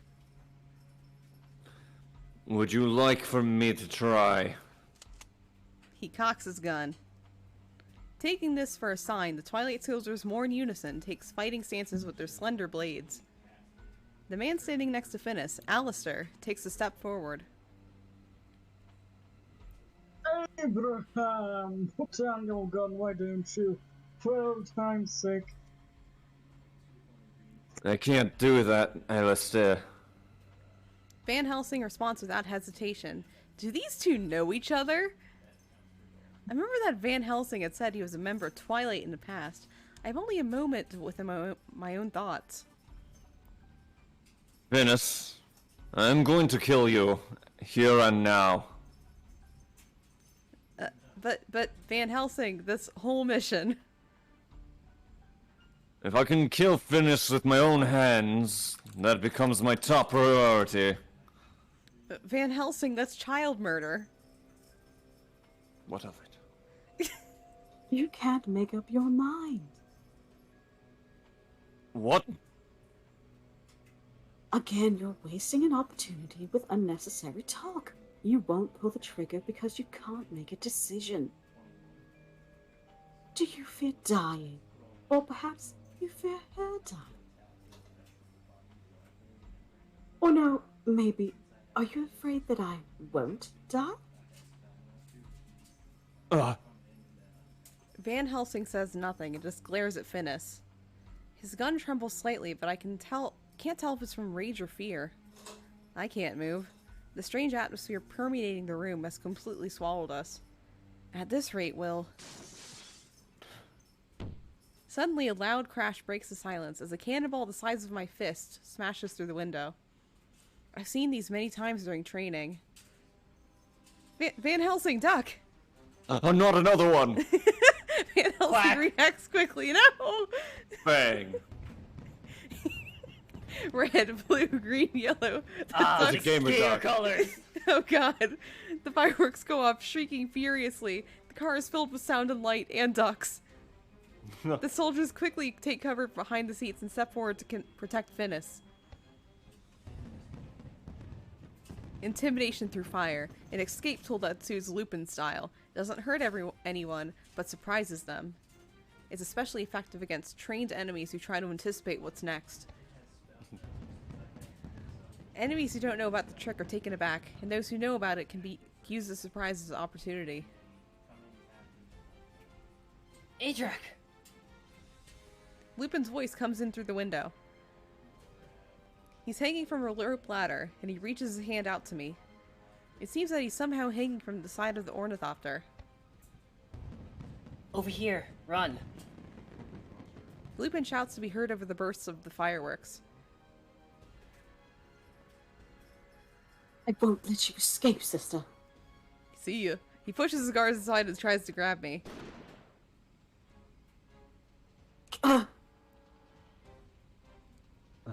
Next time, I'll strike Venus. Right before Van Helsing leaps from the train, he helps me by firing his gun. The train is still going full speed. I'm not as tough as Van Helsing. If I hit the ground, it would undoubtedly kill me. But, so what? I have faith that Lupin will catch me. Lupin! Just as Finis's fingers brush against me, I get a short running start and jump with all my might out the open window. I can't control my body as I tumble in the crashing wind. The ground rushes up. Lupin's strong arms catch me before I hit. You jumped. Good job. CG. CG. CG. As soon as Lupin gets a hold of me, the Ornithopter pulls away from the train. I guess we're leaving Van Helsing behind. In an instant, we gain distance from the train. As it gets smaller and smaller, I see Finis look out the window at us. Oh god. A pop-up. And, for some strange reason, he is smiling as if he's enjoying that we resisted. It is an expression of glee, like that of a small child discovering a fun toy. Lupin tightens his grip on me, as he got the same position from Finis's face. We fell right into his trap. He says this in a low tone, tinged with frustration. Yee. We failed the mission, but he is probably concerned that letting Finis escape will prove to be an even greater threat later. Finis, Twilight's leader, and perhaps my bro. It should be impossible to believe yet. I feel as if I felt his cold gaze somewhere before. A long, long time ago. Somewhere. You two, we're running low on fuel. I'm gonna speed up so it'll get a little shaky, so hang on. Impy's shout brings me back to my senses. For now, what matters most is that we've escaped from Twilight's clutches. Right, don't worry about us. We're counting on you to get us back to the rendezvous point, Rimpy. What about Victor? Worry about him, I've already picked him up. So, that's that. We're done here, so let's get the hell... what's the matter, aidrac? I don't know. My chest is burning. Your chest? Did something happen to the horror? I don't know. It's a pulsing, searing pain. I tightly hold my chest and watch the train disappear into the distance.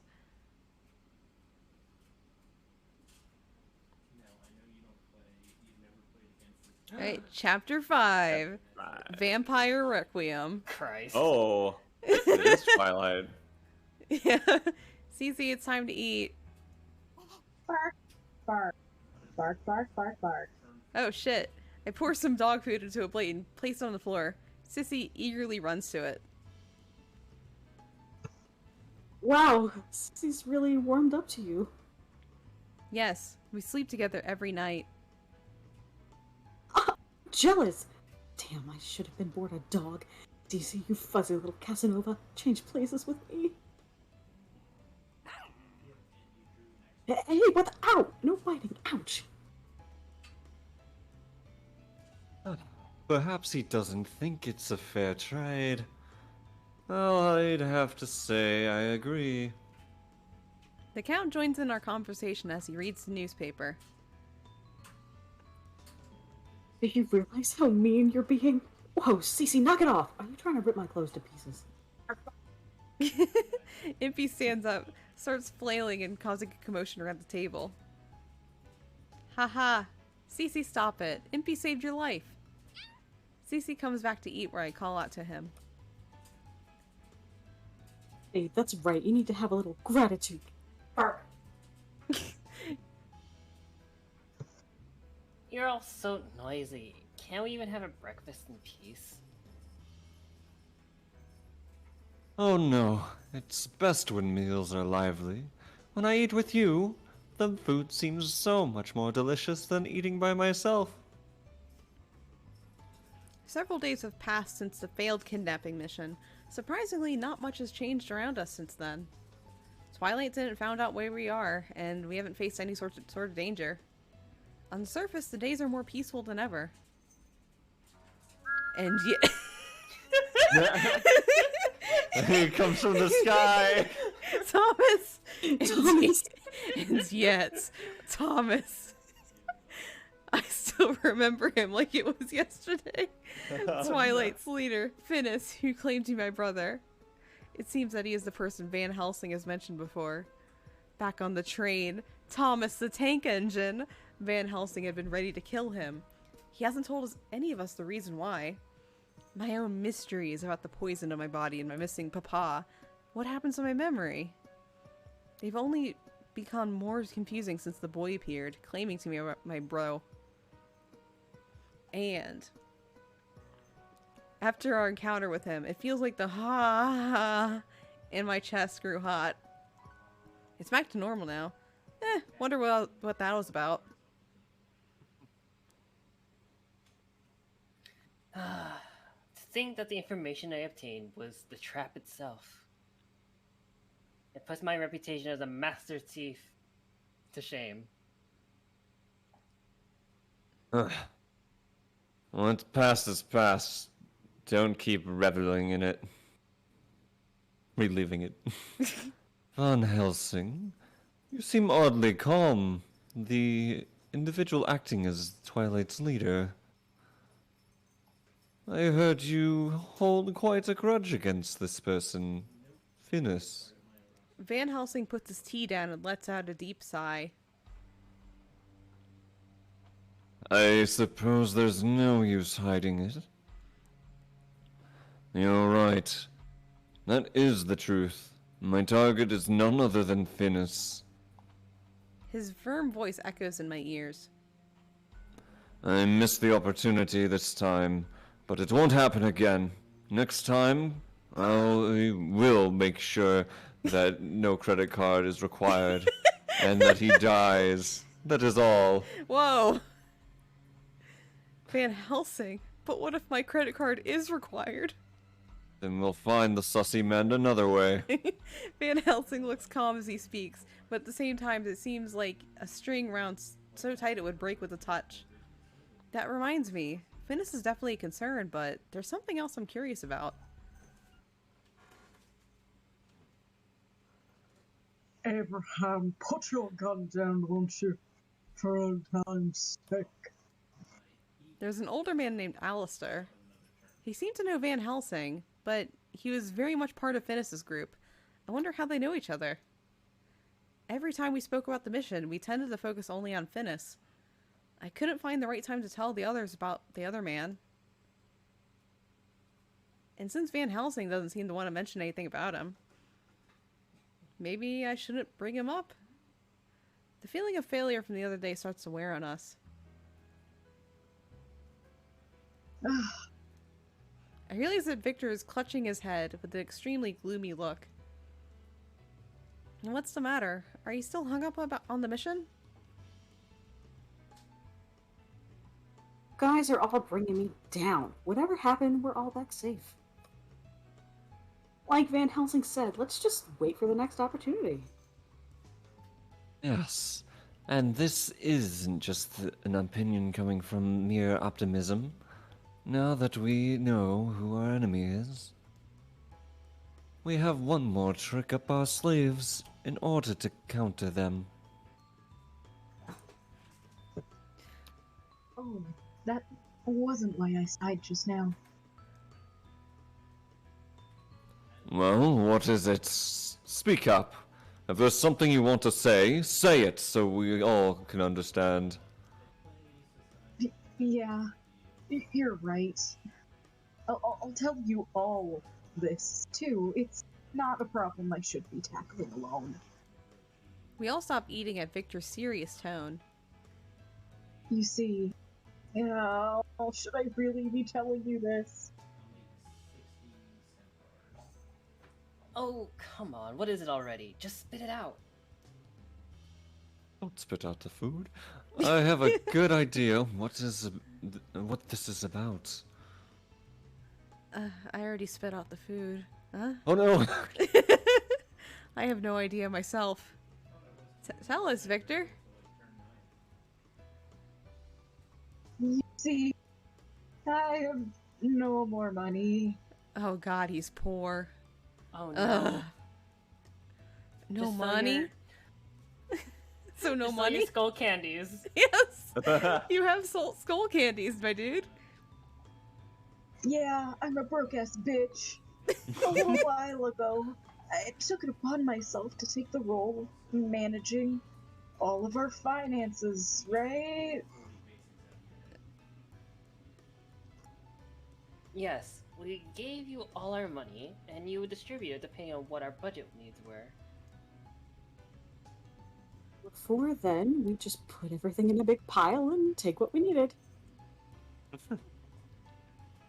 Your financial management skills are atrocious, really. Just deplorable. You're one to talk. You're always going to Victor for a handout. Do you lack mental capacity along with common sense? It costs money to acquire ammunition. Even a child understands that. No common sense at all. You're really on point with that one. How did we get into this mess? Oh, what do you mean? The thing is, the very day I was put in charge of your books, I came face to face with a shocking truth. There was no money to manage to begin with. We're all broke. Oh shit. Oh, that is what I thought. I've often seen you sigh every time you opened your wallet. This concerns you too, Count. We've got nothing. Do you understand? Soon we won't have enough for daily meals. Are you serious? How did we end up like this? Do I smell embezzlement? B, do you remember how much it costs to maintain the ornithocopter? Oh.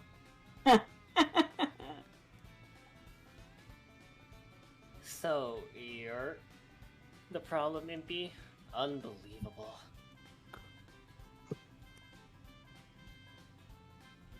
And the development of your escape items, Lupin, those ended up costing 3 times as much as you originally requested.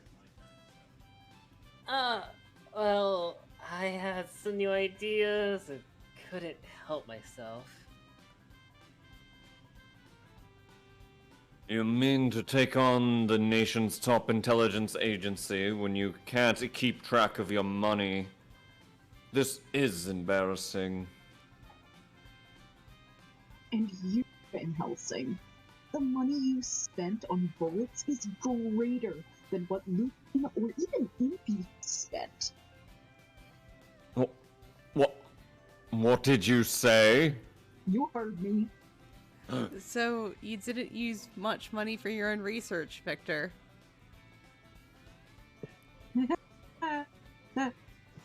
I used more than anybody else. Oh no, they're all Estinian. What? I didn't hear you. What did you say? Spent the most. You did? What? The nerve you have to be lecturing us then. I see. So you couldn't come out and say it, because you were at fault as well. I'm very sorry. I just made too many flash bombs for the abduction mission. And Lupin had told me not to worry about finances as long as I was creating something. Oh my god. Wow, it's Vel. Then did die. So there's also that too, really making my move just horrible right now. Vel was summoned because we all have no money. Hey, don't throw me under the trolley. Or the train. Lupin, look, wait, a large sum of money. saying you needed it to gather information? That can't be helped.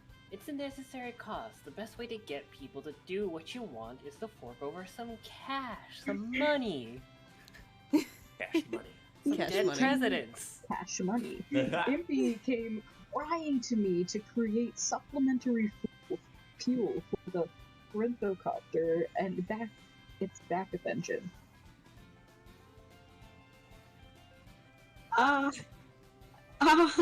Yes, I may have requested something like that from you.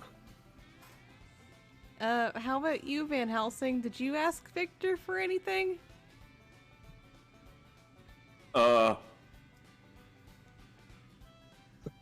Well, when he came to me, it was more like, you know what'll happen when you if you don't make a new type of explosive.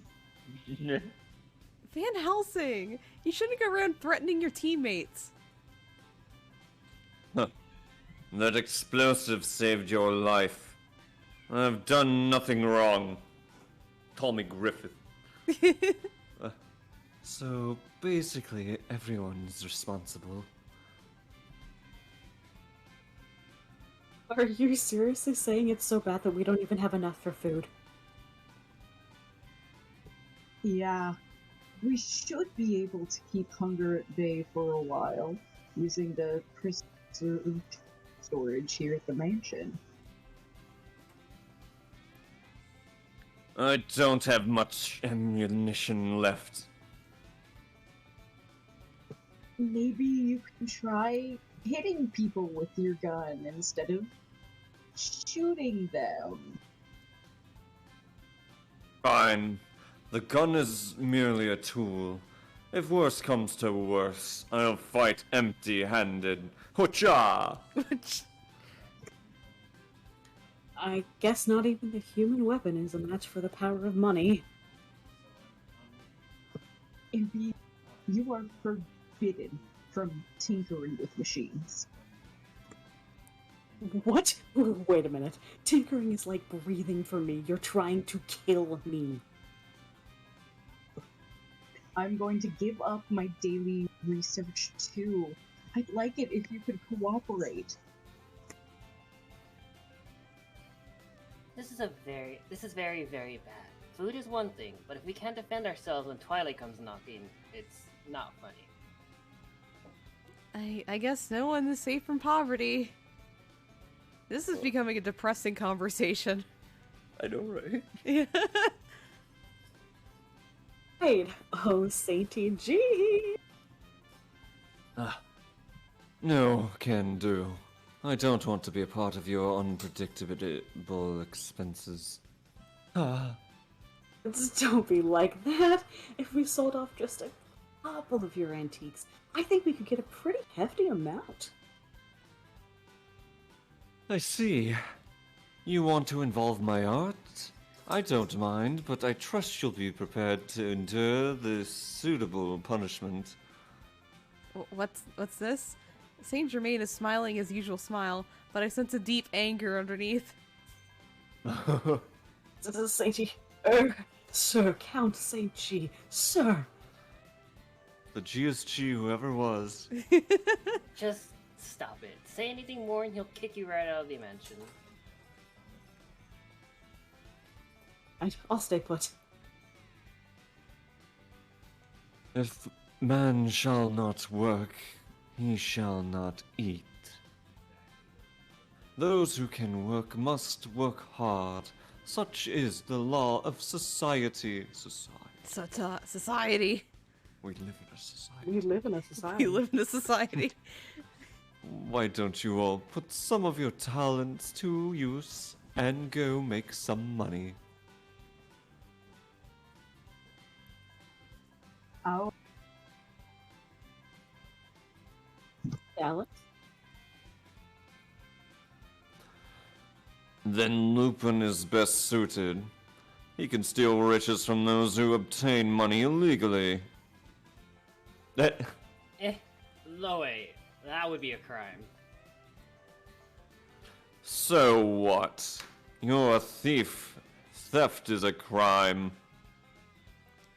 I may be a thief, but I'm a gentleman thief. I take action not for myself, but for others. I don't steal for personal gain. That's just my code. Then how did you make your money up until now?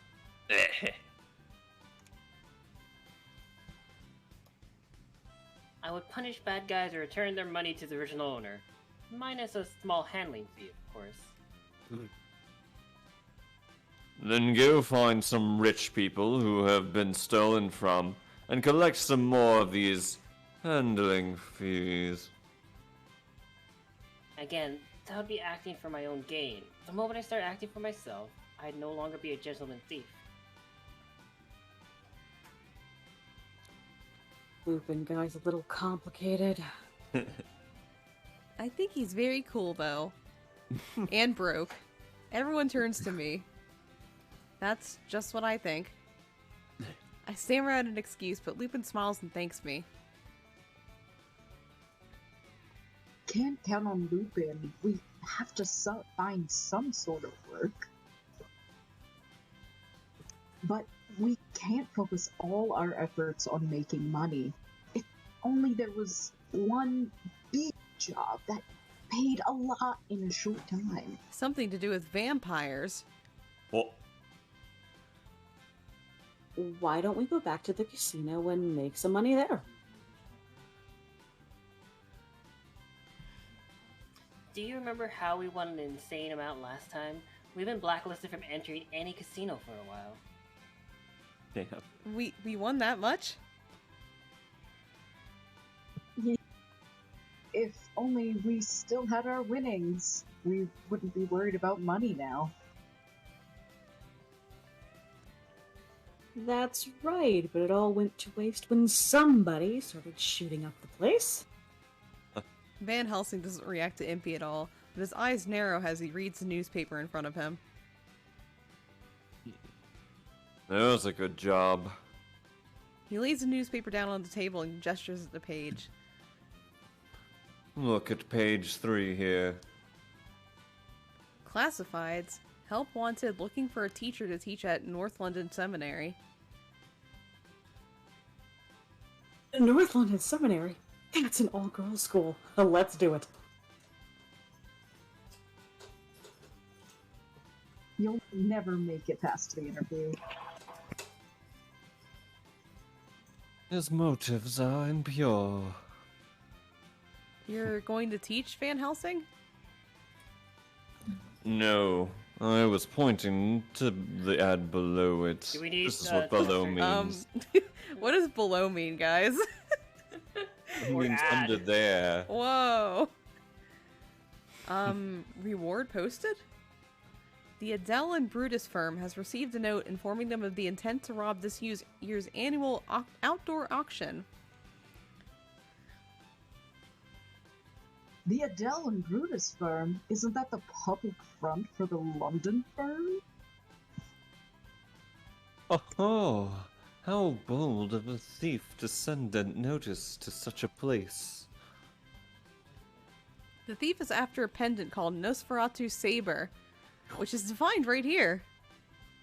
The thief has been repeatedly committed crimes by appearing suddenly out of darkness. A detailed description is unavailable, as witnesses are knocked out with one blow. Sounds like a lot like you, Lupin. I don't resort to vulgar violence. It's that thief who's been troubling London, making the rest of our kind look bad.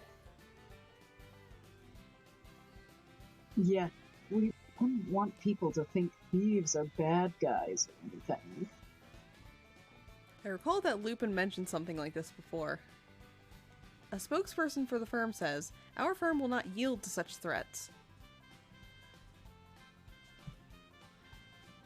Are you sure it's not you? I said it isn't. We have decided to place a bounty on this thief. The reward is 10 million. We await the attendance of bounty hunters who are confident in their skills. 1 million. If we get that, I can have all the parts and devices I'll ever want. Don't count money we haven't earned yet, but that isn't a bad deal. If this thief appears at the auction as announced, capturing him will be simple. We greet him there and just grab him. Then our money troubles will be over. But that will put us in contact with the organized crime ring. The earnings are huge, but it might be too risky. We're already up against one notorious group. I don't want this idea. I don't like this idea, considering how much trouble it could turn into.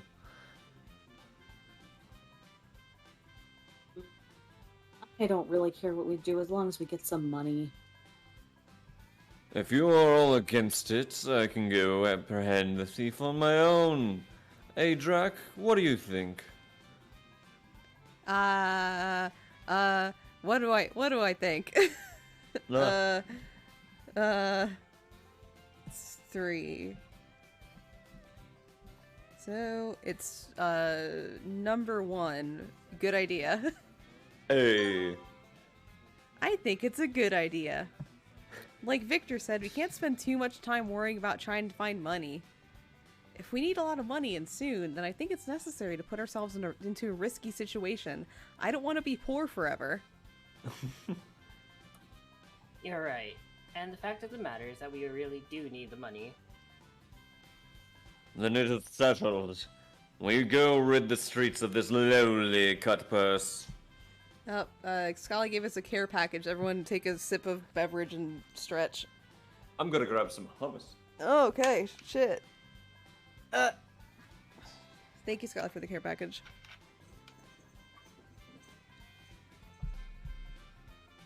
Alright. I think I sense some hostility here.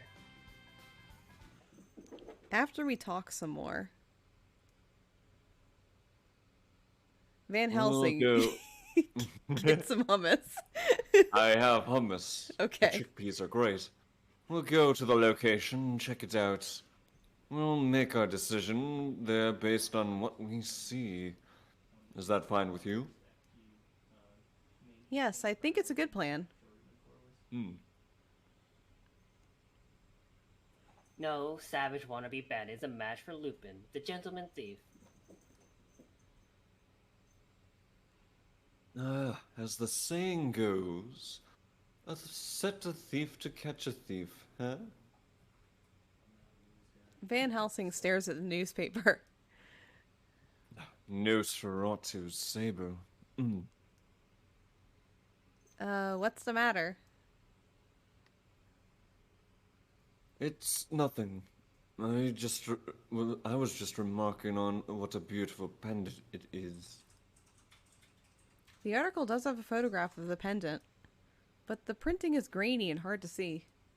Van Helsing seems broody as he stares at the picture. Just every other day, though. Brood, brood, brood, brood. Alright, so I think we're gonna call it here for tonight. Good, saving spot for here. Train episode. Yeah, it's the train episode. Train episode finish. Yeah. We always love a good train episode. But thank you guys so much for stopping in and watching us for another Code Realize stream. Let's see who we're gonna rate tonight. Thanks again for hosting here. It's so much Yeah, fun. Thanks. Yeah. Yeah. I get an ad for a chicken burger. Don't tempt me. Oh god, Chinkin. Think we're gonna... We are gonna raid Kana because she is streaming Final Fantasy VII and making me very nostalgic. So we're gonna do that. Hey. Too nostalgic even.